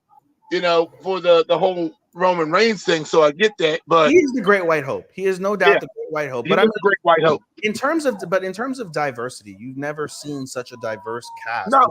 You have pure Austrian. You have Asians that are doing really well. Even Nakamura, for how we think that he's been mismanaged, and he has been. Nakamura is still doing well. The Asian girls are doing well. They're bringing in another superstar Asian girl. Yep. Black has never been better in WWE. Yeah. Oh, another person. Speaking of Black, funny segue. Montez Ford. Why wasn't Ford in there? He wasn't. Bobby was. Bobby was, yeah. Bobby was, and Karrion Kross, because that's the whole feud they got going on. Karrion Kross eliminated him. Yeah. So, and he was already out of the match when he eliminated him. Mm-hmm. And that brought in AOP, and that brought in, Street Profits, So Lashley eliminated Cross. There was a bunch of interference and fucking distractions, and then Cross yanked Lashley off Bobby the apron. And that's what started the whole 6-way schmage that they had. Yep. When Kaiser came out, and Kaiser's like, "What the fuck are all these like dark people doing here? How disgusting!" And whoa, sir. No, that's literally. Look at his face. That's literally it. Said his face screamed Nazi. It did. It really did, though. It screamed Nazi. It did. But no. So like I said, the final stretch was really solid, and then obviously, as we talked about way earlier on in the episode, Punk did get injured on a Future Shock DDT from Drew McIntyre, which is now derailed CM Punk's chances of being at WrestleMania unless he by some miracle pulls a John Cena and comes back. Hi, Megan. Her and her body all up in the screen. Sorry, guys. God King is lucky they were. But in any case, so that's unfortunate from that piece of business. Yeah, I think I think Punk mentioned on this. I think Punk said he's out for Mania. I think he said. Yeah, he's out because he has to get surgery. So that he's out for a little bit. So and if you guys want to take a detour, let's take a brief detour because it is worth mentioning that we're talking about CM Punk. CM Punk's body is shot. It's done. It's his over. Star power remains because of how polarizing he is, but his body is just it's done. And you know what it is? You know what it is? Him not being in ring shape for a while because he stayed out of it for a while. Not only that, he went to UFC and got his ass whooped. Yeah, he did. So you're saying that's years off his body. Promo he mentioned. That took absolute years off of his body to go from what he's known for most of his life, which was learning to take bumps, working. I could say a fight. CM Punk needs Rey Mysterio stem cell help. He does because Rey Mysterio can still go. I don't know, and you know what? I think that's like a dark nationality type thing. You know what I mean? Yeah. Rey's in great shape. He knows how to keep himself healthy. Because Rey lives for wrestling. CM Punk does not live for wrestling. No, he doesn't. CM Punk does not live for wrestling anymore. Are you sure? Because I mean, do you not He's see not, him in NXT is not in WWE. With all the young ladies and all that? And, CM Punk. Let's back up. CM Punk went to AEW because it reignited his passion for wrestling. CM Punk got fired from AEW because AEW burned that shit out in the same way WWE did in 2014. CM Punk is only with WWE now out of spite, to spite AEW, to spite his haters, and say that he got it. He's there to prove people wrong, but to prove people wrong doesn't necessarily mean you have a love for the business. That's just personal animosity that's driving you to an end goal. That's all that is. So I'll say like this, and I'll remove the number. I'm gonna take my WWE fan hat off for a quick second. I generally do think he enjoys being W more than AEW because talking with people that are in the know. He is.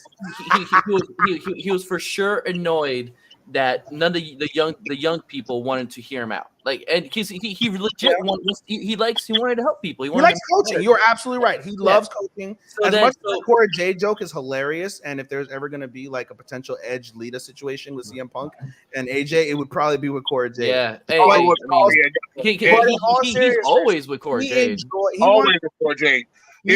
And the thing about it is, Cora Jade is really AJ Leeing it up, if you know what I mean. The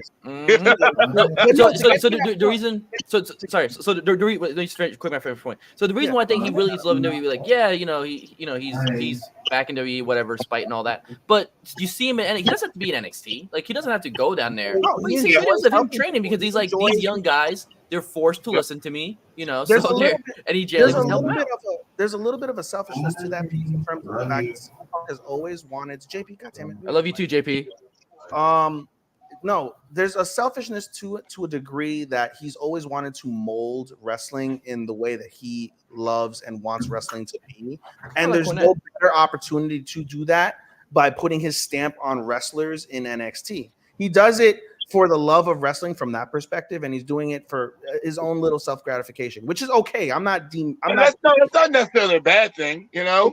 I'm not saying that at all. He's positioning himself to run. I can see that. I could definitely see him do that. Or when Sean gets fed up and he's tired, I can see that. Yeah. But like you said, his body is not wrestling. It's not wrestling ready anymore. No. Like I said, UFC took years off of his life. You've seen it when he first got into UFC. He looked healthy, but in UFC and in any kind of fighting, you have to cut weight like that, bro. I honestly think and for his age at the time he went to UFC to go from 220 in wrestling shape and slim all the way down to what was he 170 187? No, 170. It was 170. He was 170. He was a welterweight. As an older person, that will kill you. You know what I'm saying? To that point, though, John, twofold. One, I agree with your point in the fact that it diminished him physically. However, it's just the skill gap, especially in that particular time, 2013, 2014-ish. The skill gap, that was the beginning of where you need to have been an all-around martial artist for years, doing this for years. For years, not coming in 2 years trying to. Yeah, that is the real some BJJ. To go against your point, though, when he went to AEW, I thought he has never looked healthier because he's back at his natural weight. But look, when he went to AEW, he got his shit back. You know what I'm saying? But like I said, wrestling is not fighting. In fighting, and Angel could probably attest to this, in fighting, you, like me, when I fought, my weight was 232. That's what I always, when I was heavyweight. Outside of fighting, I stayed at 250. To cut 20 pounds in a matter of days will destroy your body. Well, it was weeks, but it's still the principle of the weight cut. Everyone who watches and understands anything MMA or boxing related or wrestling, like amateur wrestling related, will understand that the worst part of that sport isn't the actual physical contact. It is the weight cuts. It's the weight making weight over many times a year, over many years. Yeah, that is what really hurts your body the most. So to go from a stout 210, 220 pounds, and then have to, like you say, in weeks, go from that to 170. Yeah. Like, that's malnourishment. That's malnutrition. That's draining your body with the heat and the weight and the sweating it out and all of that. Pump was what, 40? Lord knows what else he would have done, purging or otherwise, for example. So what was he, like 37, 38 at the time? 36, 37, yeah. Something like that. Even at that age, to cut fucking 50 pounds. Yeah, it'll leave its mark on your body forever. Yeah. I mean, look at Punk when he left WWE and his debut fight in UFC. Punk was great. Was great. Trying to get himself together. And then he had another fight that he tried to train for. He didn't look good. It wore on his body. Yeah. And he's always felt the pressure. And that's to this point here. We're going to talk about the pressure with UFC in conjunction with this point here. Punk should be a more special attraction like Brock Taker and Edge. The thing about Punk has always been, I agree with that. However, the thing about Punk and his downfall is his ego. His ego in the UFC, when he got his ass whooped the first time, he felt the immense pressure of needing to show out the second time. He did that to a degree, and then again, skills factor came over on top of his body being diminished in the second fight, and he did even worse than in the first fight. To this point here, his ego does not allow him to be the Brock Taker WWE because of the fact that he has loathed and talked shit about them for so long. He wants to be the person. He wants to be Daniel Bryan.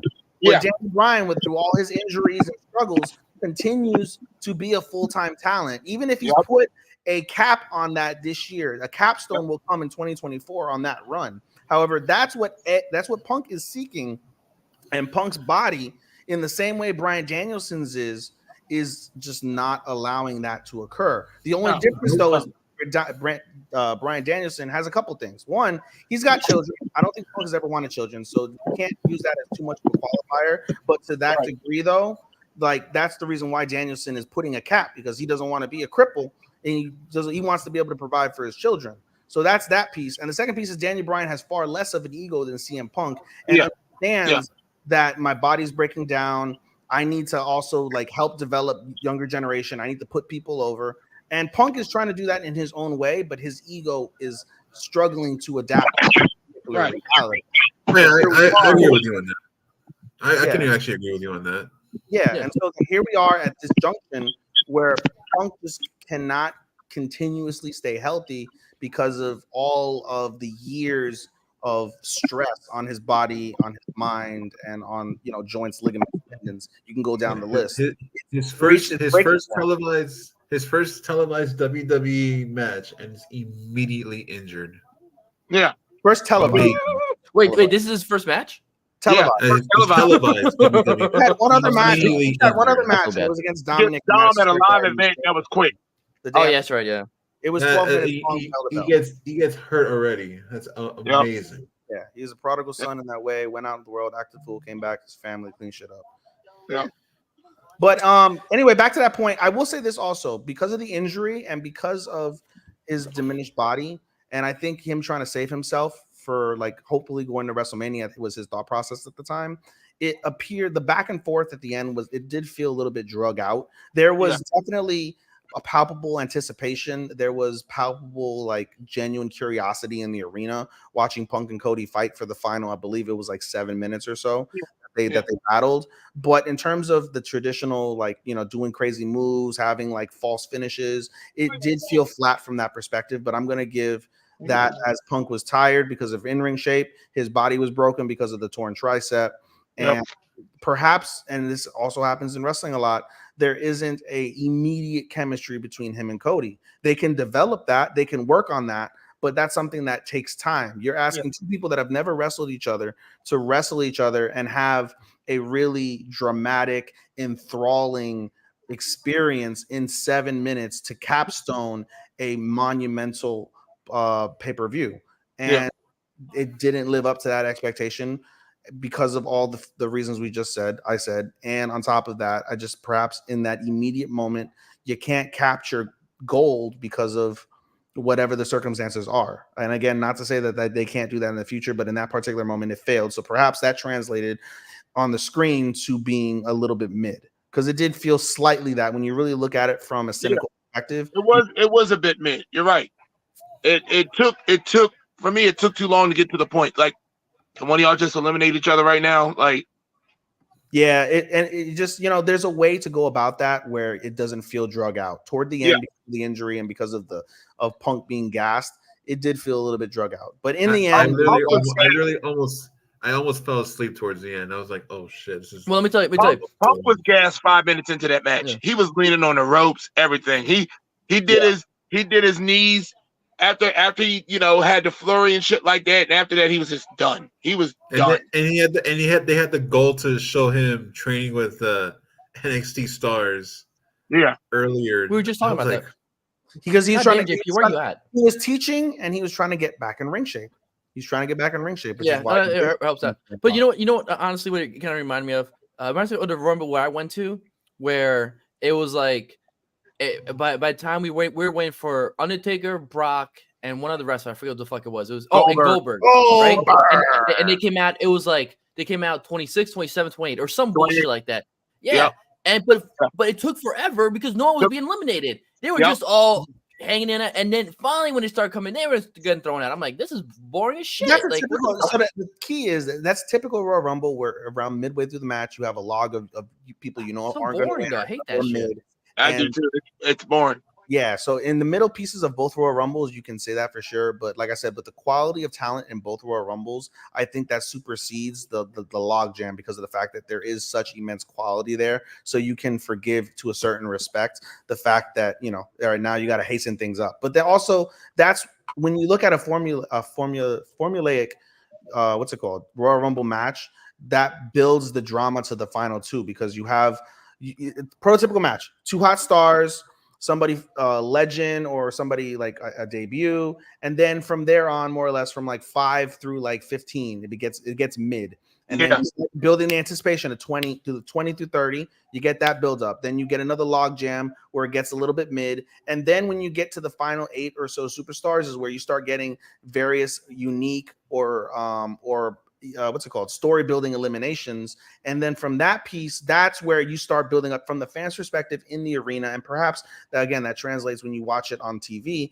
It allows you to invest more. You get more hype. You're like, oh, that was fast. Oh, that came out of nowhere. Oh, that was faster. And before you know it, you're down to your 4. Then you get a schmozz between the 4, and then the same thing happens with 4 and 3, where they get eliminated in quick succession or via a route you weren't expecting. And now you're really hyped. You got excitement going into the final 2, and it's up to the final 2 to carry that momentum that those other superstars built, to be able to create that palpable tension within the crowd and have that translate through the screen. So that way the audience that's at home also feels that.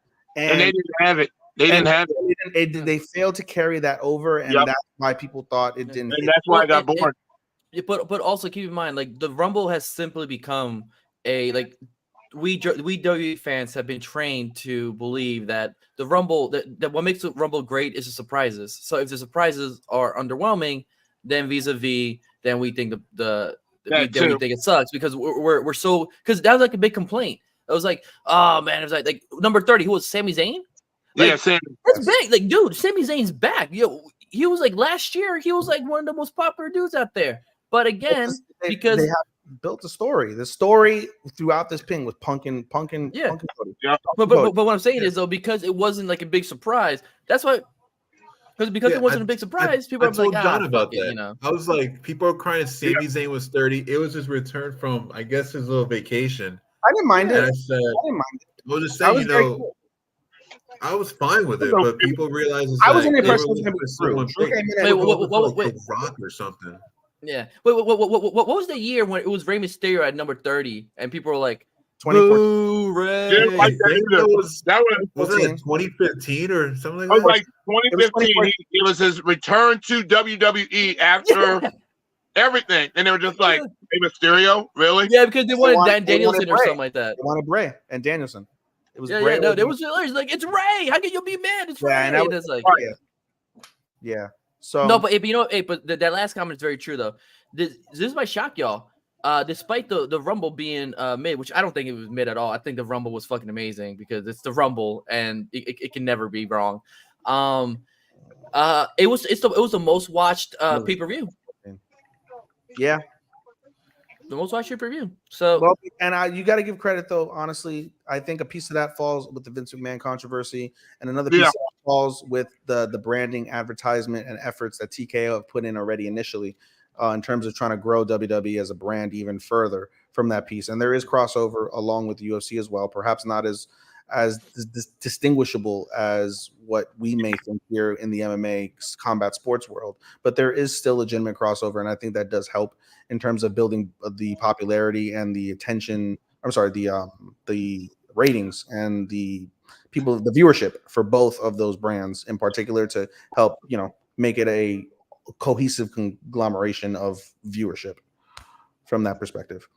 But in any case, though, when it's all said and done, Cody eliminated CM Punk at the end, and it sets up two things because when you set up those final two, regardless, the stories were interchangeable, assuming that Punk didn't get injured, but he did.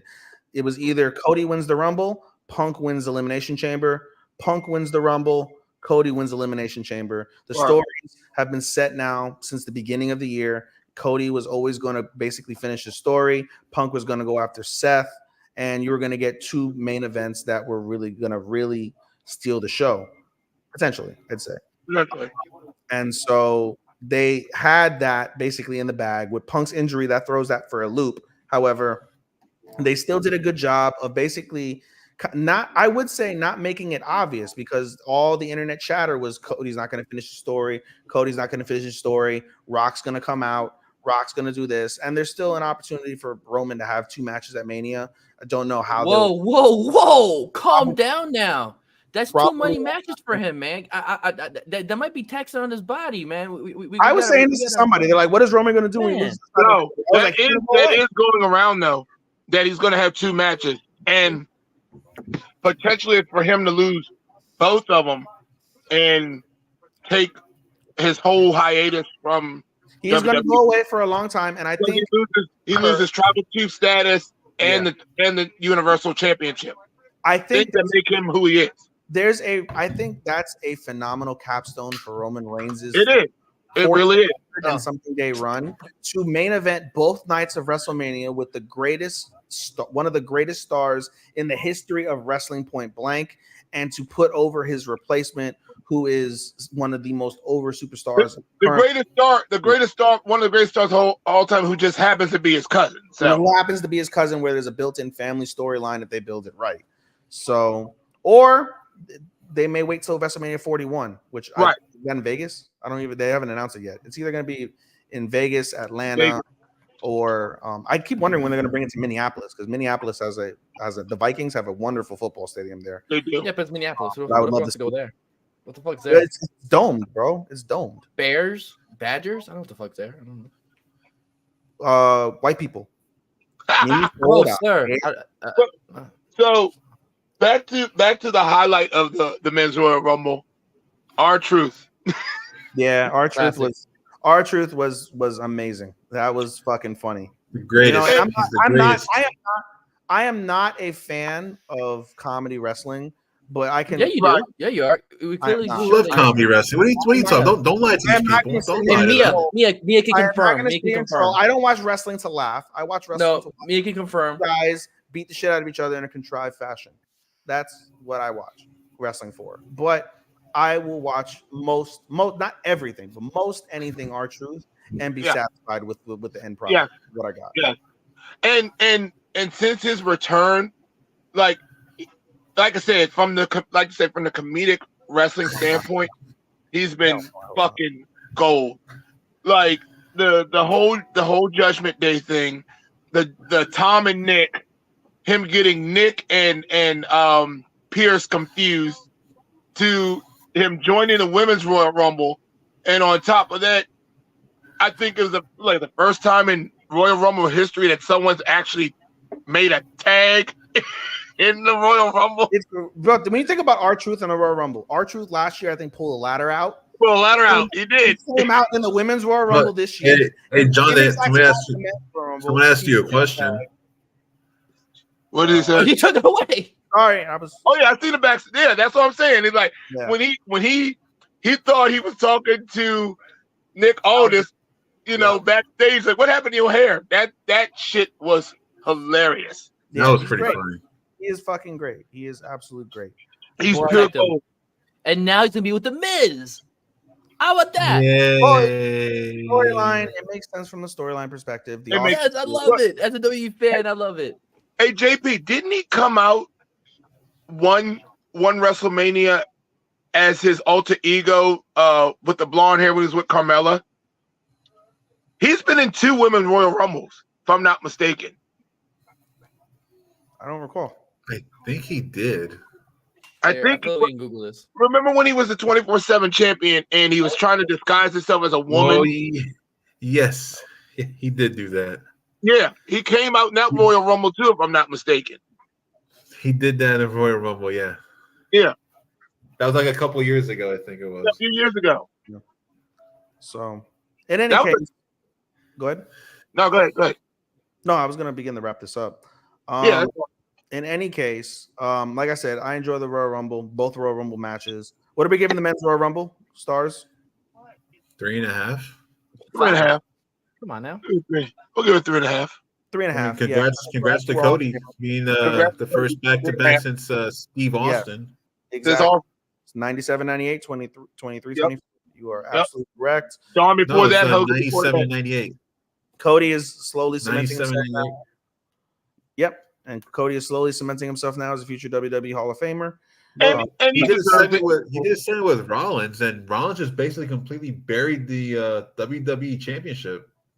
He did. He buried the belt like it was not. Like he legit buried it. He basically told Cody, "Why don't you come for the World Heavyweight title, the Dusty Rhodes belt, the workhorse belt?"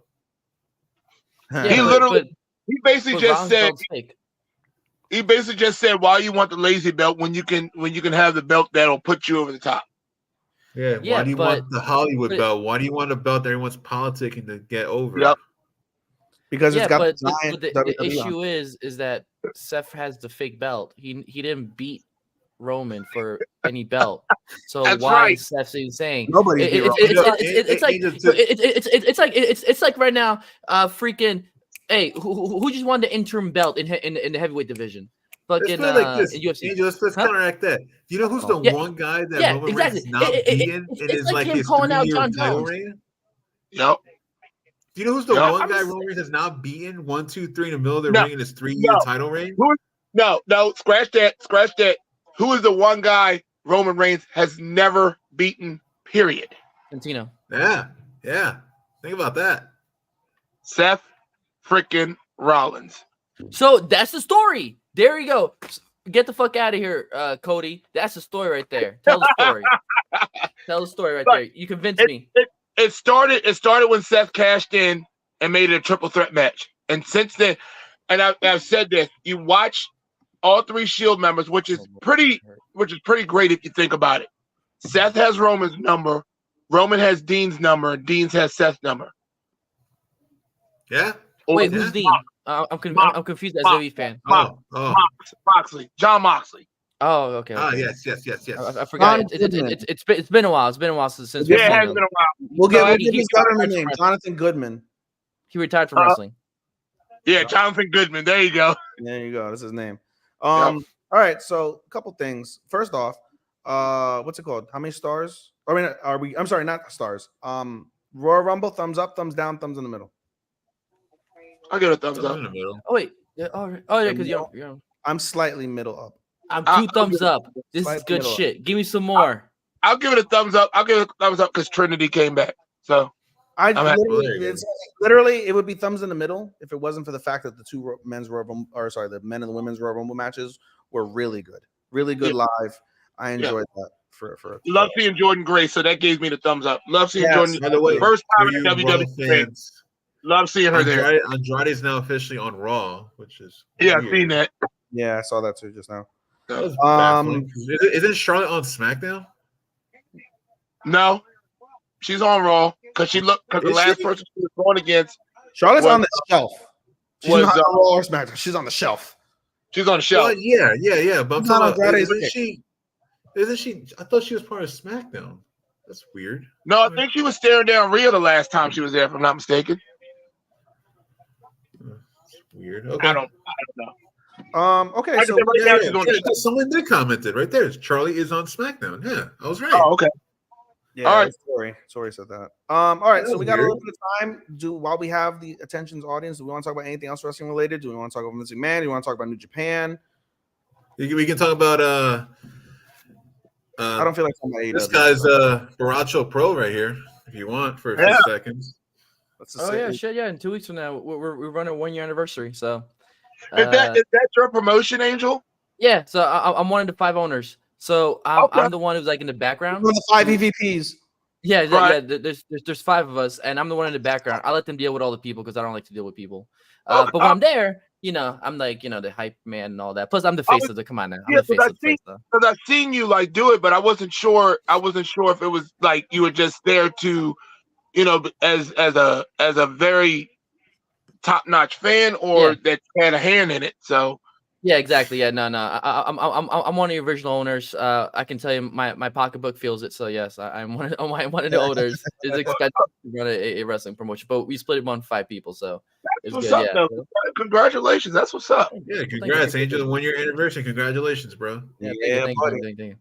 I use that as one of my dating points. Like, hey, what do you do? Well, I'm part of a wrestling. I'm a part owner. Kind of a big deal. I would too. Oh yeah, I'm a wrestling promoter. He's the Jack Bunny. He's the Jack Bunny. Oh my god! The sad thing is, there's gonna be like half of the group is not gonna get that because they're young. They don't know. They don't know who Jack Bunny is. Oh wow, that's funny. Good on you. I mean, I'm pretty sure Ethan sees that everyone's saying to talk about Vince. I mean, if you want to talk about Vince for 2 minutes, just get out the man. There's not much to really add at this stage, honestly. There's the stark facts of the matter are that what's it called? When you read the allegations, they're disgusting. You should go to jail, really. If you read the allegations, you should go to jail. But here's the thing: the son of a bitch is what, 83? 78. 78. And he's already wasted his body on steroids and shit like that. So even if he does go to prison, he'll last 2 years max? Yeah. Before they carry his ass out on a gurney. And I hate to say like be mean about somebody dying, but no.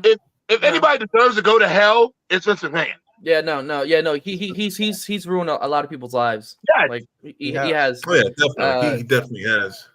Yeah, no, and we're not even counting like his actual heinous shit. Like he's been doing this forever. Remember, he's covered up murders. He's covered up drug dealings and stuff like that. Steroids. Cesaro was fucking raped, and he covered that shit up.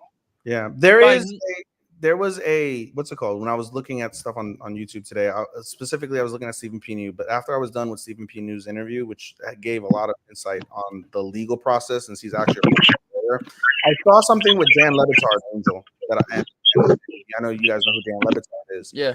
Dan Le Batard went on a tangent specifically about how, when you look at billionaires and you look at the fact that there are plenty of billionaires that they can do whatever they want as long as they lean into being shameless. They feel no shame. They feel no guilt. They get pleasure and they derive and they revel in people's misery in order to find and get their own success. Now, and people are best friends that actually do that all the time, Trump and McMahon. So the point of that whole articulation is the fact that, for once, if you want to look at a bright side, there is a glimmer of hope that there is something out there that holds these people, those disgusting people, accountable for their actions, and shows that no matter how strong, powerful, rich you are, there is lines at the end of the day where you will get caught up and it will be your demise.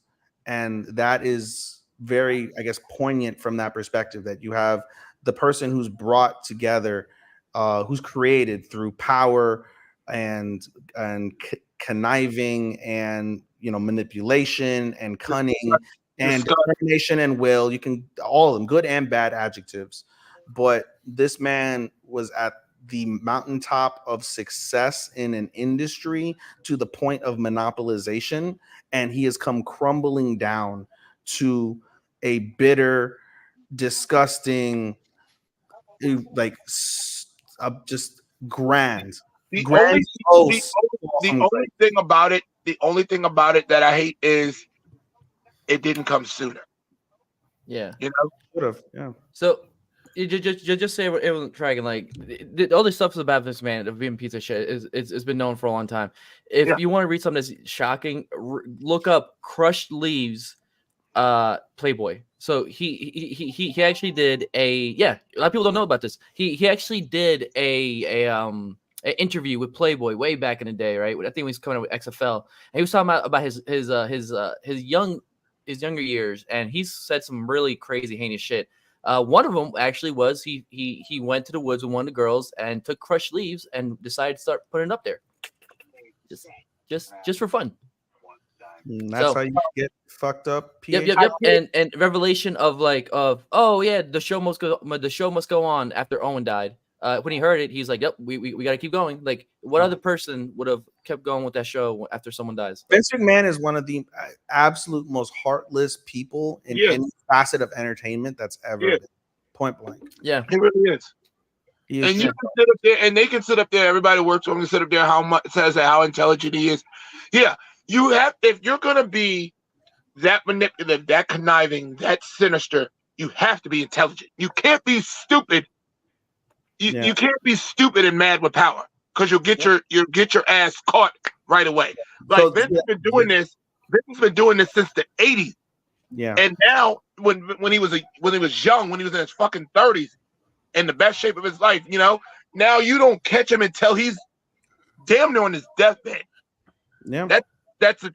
Unfortunately, it's a smart man, because the most ruthless people in this world have to be intelligent. To your point, John, I think, like you said, when you become, and there's a comment in here about elitist, and I think what it is the more you get away with stuff, the more brazen you become, the more audaciously stupid and arrogant you become with your transgressions. And to your point, it leads to your downfall. Yeah. And I think there's when I was watching the Stephen P. document, there was something that was really, or not document, the interview, something really poignant about how if Stephen, twofold. First off, the lawyers for this woman, Janelle Grant, Stephen P. made it a point that they were absolutely stellar in their documents. Stephen P. said he's never seen a federally written civil complaint that was as detailed and as beautifully constructed as the one that was granted. 67 pages for those who have the time and want to make the effort to read it. 67 pages, 337 paragraphs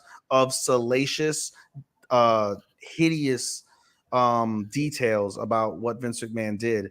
And the second piece that I want to mention is that Stephen P. New in particular said that if the shoe was on the other foot and he was defending Vince McMahon and John Laurinaitis, they received awful legal advice because of the fact that twofold. One, they cost themselves this situation by not paying the woman.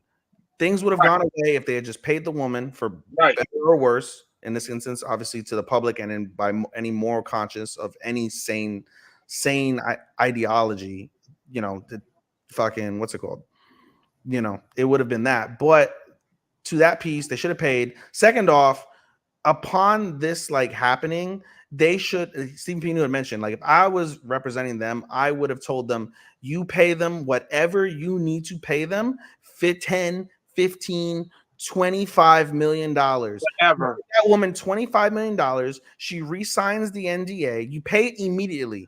Upon receipt of the $25 million, she signs the NDA and she signs a waiver that what's it called? That relieves WWE, Vincent Kennedy McMahon, John Laurinaitis of any sort of culpability to any transgressions that are named in the document that is before them. Once you have signed that particular piece, there is no way she can do anything about it.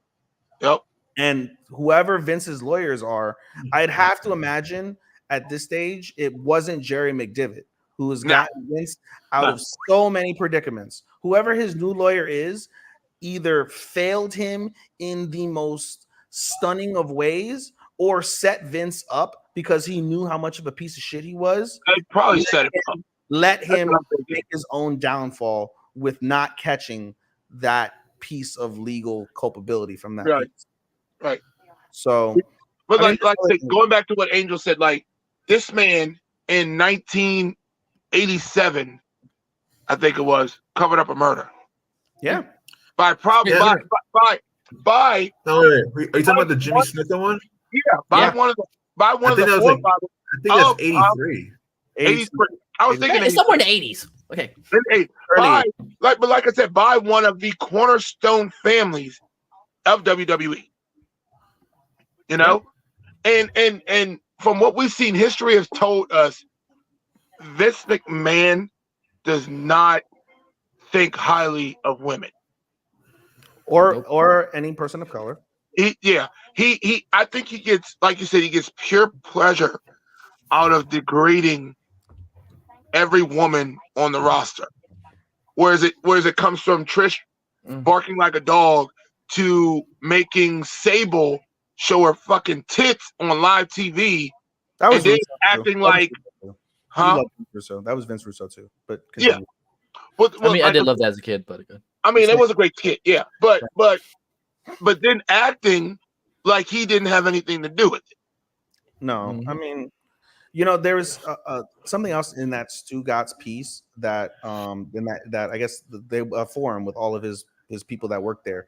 There was one of the people that's like the assistant or whatever that gets a mic, and he said that when you are that old and you've done so many fucked up things and gotten away with it and gotten pleasure from those things, there is a sick sense of keeping that facade, that feeling. You have reached the highest of feelings in terms of possession of human beings and ownership from a mental, emotional, and physical standpoints. What else do you need to do to maintain that high? Because when you think of sick and depraved individuals, a lot of it centers to the fact that they get a immeasurable high in their fucked up minds of what they're doing. So for Vince McMahon, how does he accomplish? How does he gain? How does he maintain that level of control and that eroticism that he gets through his depraved actions? It was by doing what he did with this woman and however many countless women there are.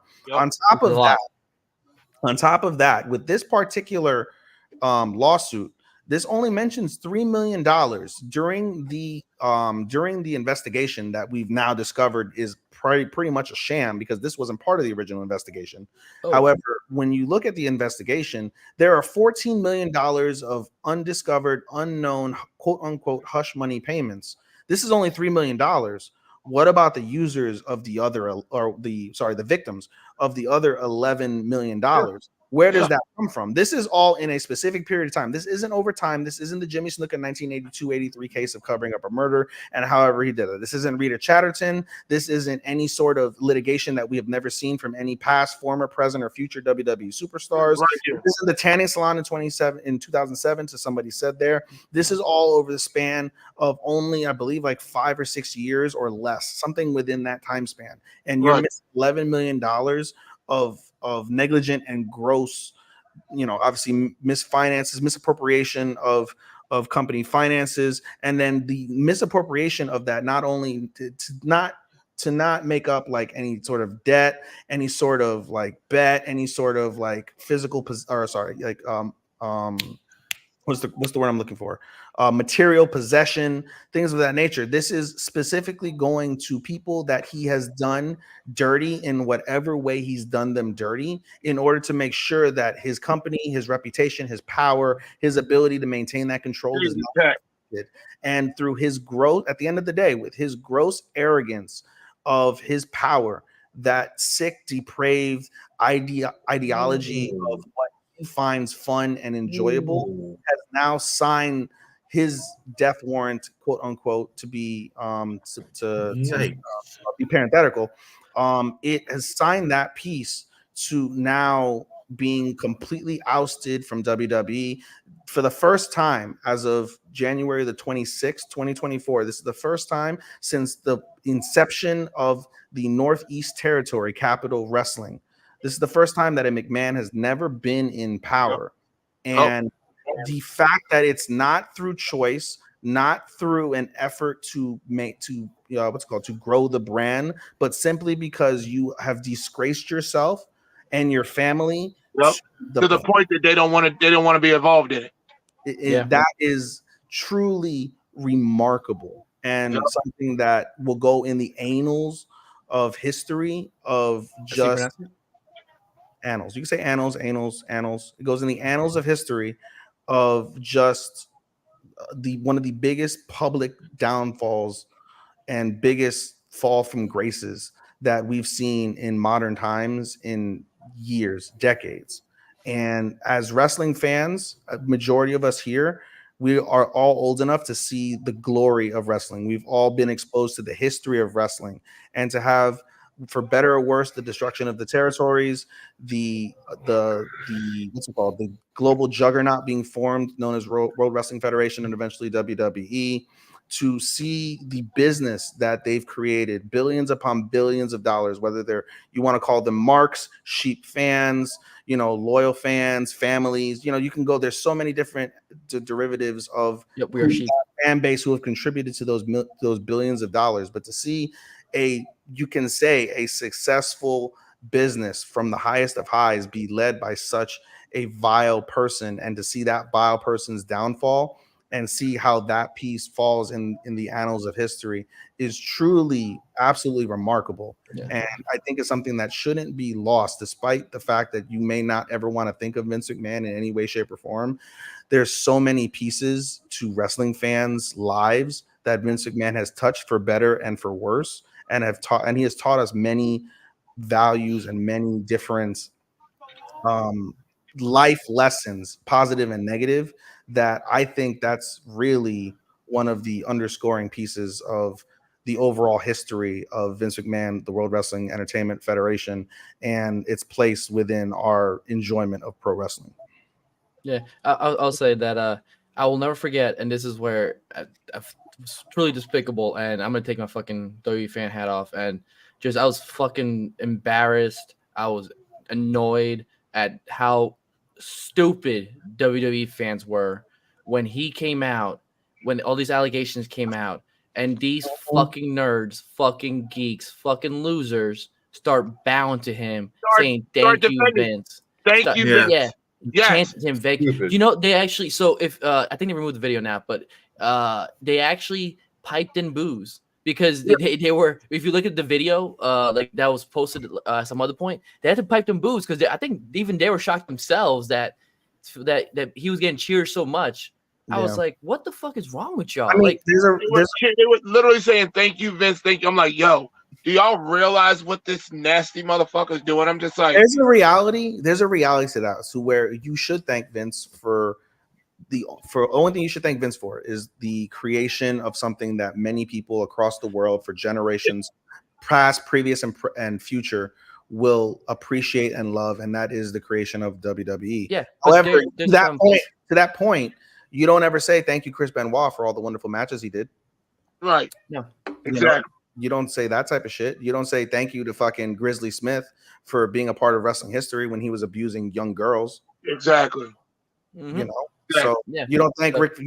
I mean, a lot of people still do. I should say thank Ric Flair, but for all the disgusting thing Ric Flair does, it all falls under those same iterations. You know, and I'm guilty of it because I buy Ric Flair merch from Roots of Fight. Because legend. But one, I like to say I'm a little guilty of that too. But there's one person like I've never bought any gear of, and that's Hulk Hogan. I don't know. You know, you could just tell someone is not a good person, no matter how they are portrayed. Yeah. As a child, I never liked Hulk Hogan. Never. Really? No. Never. I was one of the rare fans, and I thought, to be honest with you, at the time, I thought I was doing something wrong because as a child, you're supposed to cheer the good guy and boo the bad guy. Mm-hmm. Every match Hulk Hogan did, I was hoping he'd lose, especially against Sid Vicious, against Warrior, against Macho Man. Like I like for some reason I never liked the man, whether it's his gimmick or anything. I just never liked him. And then as I get older and all this shit comes out about him, I'm like, okay, that makes sense. Vindication. You were vindicated. Yep. Like him. Yep. I only own one piece of Hulk Hogan merch, and it's a Mega Power shirt. Yeah. I don't have shit. Yeah, no, and to be honest, and I'm even of a damn like mark sometimes myself, because sometimes like I would hear the Hulk Hogan theme song, I'm like, oh shit, it's Hulk Hogan, like because it reminds me as a kid, but there's still that separation. I'm like, nah, man, that dude's a fucking piece of shit. And that's the key thing when it comes to things like that. When I said my comment about thanking Vince for WWE, it's really hard, especially this early on, and how everyone's fresh in their minds to distinguish that. But you do have to distinguish that. Same thing with Chris Benoit. A lot of people don't, and I'm not going to sit here and criticize those who can't. But you distinguish the monster from the genius wrestler. And you try to. You separate the art from the artist. Yeah, like I mean, clearly we're still watching WWE, so we're separating the art from the artist because he's the one that helped create it. But I will say another thing that they came out that I wasn't realizing it. Yep. Yes, you can still say thank you, Liv Morgan, for the weed charm. Weed is a plant; it just grows, asshole. Yeah, but to the comment that was above that one, where it says guarantee you that you're going to see a lot of guys getting fired. So a lot of people don't realize this. So because they're part of TKO, right? The guy who is the guy for TKO, his name is Ari Manuel, right? This dude does not fucking play around. His daughter has been working for WWE for like the past 3 years. If anyone thinks that he's just gonna let this slide, no, he's gonna go scorched earth and remove everyone that possibly could be associated with this shit. There's that he does not fucking play around. There's that aspect, and the fact that Endeavor is a successful multi-billion, more successful than WWE has ever been. It is a multi-billion-dollar company, and when it comes to companies, Vince McMahon was again very senile and very arrogantly arrogant when it came to his power, abusing his power and doing what he did. Ari Emanuel, obviously you can tell has a better moral compass than Vince does, but he sees where Vince McMahon didn't care really in the grand scheme of things, how the perception of himself or the company is. Ari Emanuel cares about the perception of TKO, and he will not stand to lose money because of a single individual, because no individual is greater than the company. And I do want to say before you go, John, I think that joke, it is kind of like a joke when you think about it, because of the fact we still have Dana White and Power Angel, and would have been done. Bro, that's another conversation. Yeah, that's a whole nother. The UFC is you can say what the fuck you want. Yeah, it doesn't fucking matter. You can drop the F-bomb anytime you want. Both F bombs, F-U-C-K, and then the other one that's and then the other one. Yeah, that's what I'm talking about. The other one where I'm like, damn, y'all, like, we're in 2023. What the fuck, y'all? But yeah, man. So we've been on this for like 2 hours. John, you had a point. So my point is this. You said Ari Manning, he doesn't play around. Yeah, no. So with this shit coming out with Vince and John Laurinaitis is there, and one of the top stars, Brock Lesnar, is there. What will we do as fans if some other big names come out in this shit? We're still in cancel culture. Okay. Brock Lesnar. That's why Brock Lesnar wasn't a part of the Royal Rumble, because all the stuff is still fresh. Yeah. I don't think he's going to get vindicated in this piece, and there's still pieces of the lawsuit where we don't know. We have unidentified executives who you can speculate are either Bruce Pritchard, Kevin Dunn, Triple H. Those are the ones I'm getting at, like the Triple H's, maybe like the Austins and shit like that. Yeah. So I mean, and then you have unidentified superstars, unidentified tech folks. There's many iterations, and one thing that Stephen P. New mentioned is the reason why they didn't name those specific individuals is basically there's probably a little bit of uncertainty from that piece. There's no clarity from that perspective. So you're not going to sit there and give yourself a defamation lawsuit by incriminating someone that's not part of that. Exactly. But to your point, John, at the end of the day, when it boils down to the other unnamed folks, if those people come out, we're still in 2024. This is still cancel culture. This is still a progressive nation, no matter what goes on between the political divide that we won't get in here. At the end of the day, there is still a large, loud, and powerful movement to get rid of heinous, disgusting individual folks, no matter the level of transgression from that piece. And at the end of the day, to Angel's point about sweeping house, I truly believe that WWE and TKO now in general, if you have a grave transgression, one person is not bigger than the entity of the company. You're not going to lose a Slim Jim sponsorship because someone went and did something dastardly to somebody else. And you see, they didn't. What was that? What was the WrestleMania match sponsored by? Yeah, it was Slim because Vince McMahon left. Vince McMahon cost them Slim Jim. I'm sure Ari Emanuel was like, listen, motherfucker, you're gone. You got to go. There's no way, shape, or form that you're going to stick around. We're losing money now. They're the first big sponsor. They won't be the last. Yep. And so now Vince was forced out because of his transgressions, because of Ari Emanuel and team. And now as we get further along in the process, they're going to do the same thing. I truly believe where you see all the reports of sweeping house, that is a legitimate possibility. However, the key to that piece as well, I would say, is the fact that the lawsuit has to go through discovery. Discovery is what's really going to validate her lawsuit and really expose everyone that's a part of this. Yep. Even expose them. It's because I did read a piece on this as well on social media. It will expose others for other egregious transgressions that have nothing to do with the current one that's being investigated.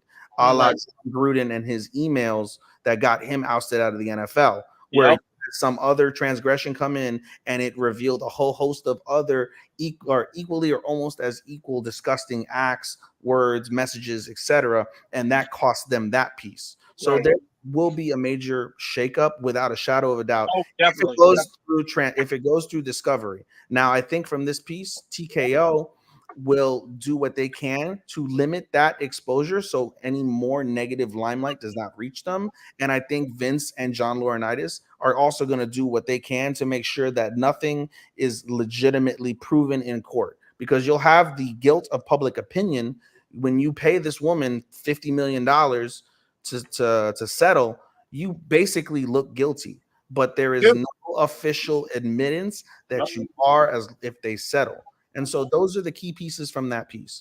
But the overall statement, without rambling any further, John, is that it's a cancel culture. It's cancel culture. Those people will not be in WWE. They will be viewed equally as disgusting and persona non grata when it's all said and done. Right. All right, fellas. I think it is bedtime at my house. My wife has called the sleep bell. The little ones in here getting ready. This was great. We have to do this more often, not just for reviews. Maybe get together and do this more often because this is definitely fun. But I'm gonna go ahead and get off here because 4:00 does come early. So oh shit! I foregone my dinner. It's been ready for about 45 minutes now. Sure. No, I ate yogurt. I drank. So it's me signing out. Any plugs? You guys are great. So I will holler at y'all. Any plugs? If you want to plug social media, it's always an opportunity to give plugs. Hey, yes. Me personally, I am into fitness and weight training a lot. So if everybody would go follow my Instagram, God King of Gains, I would greatly appreciate that. You can look at my strength and also learn a thing or two about powerlifting, weightlifting if you're into that. All right. Sounds good. One of you guys do me a favor and pin this to the group chat. Oh, John, before you go, do you want to give out the results of the call before so administrative purposes for the group? By the way, guys, for the group. Before John, before you go, I will say for anybody who's listening at this piece, this is administratively only, but this is part of the fun of being in the group. In the PWH group, we do cards for every major pay-per-view. They come with points, they come with championships.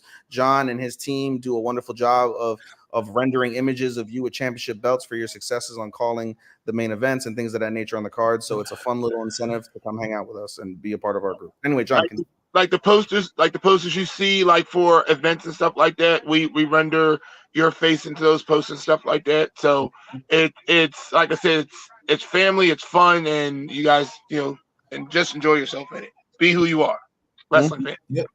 So the results are, per the cards, the winner overall was Ethan. Woo!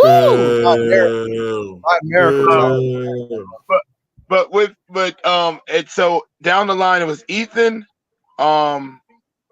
it was Matt, it was Sean Gaston, and then it was me and Karen who tied for 4th place, and my son, my wife, and I think Latrina tied for all 5th place. But damn, I must have done really bad. Wow. Yeah. No, JP, what were you? Give me a minute, JP. No, you weren't that good. Anyway, you're hot trash. Garbage. So at least I did the card, Angel. I'm sorry, I was on a date and I would have, shit. So, but as per the Royal Rumble works, we also have what we call a Royal Rumble lottery. It's where everybody in our group, if they so choose to participate, everybody in our group gets a corresponding Royal Rumble number.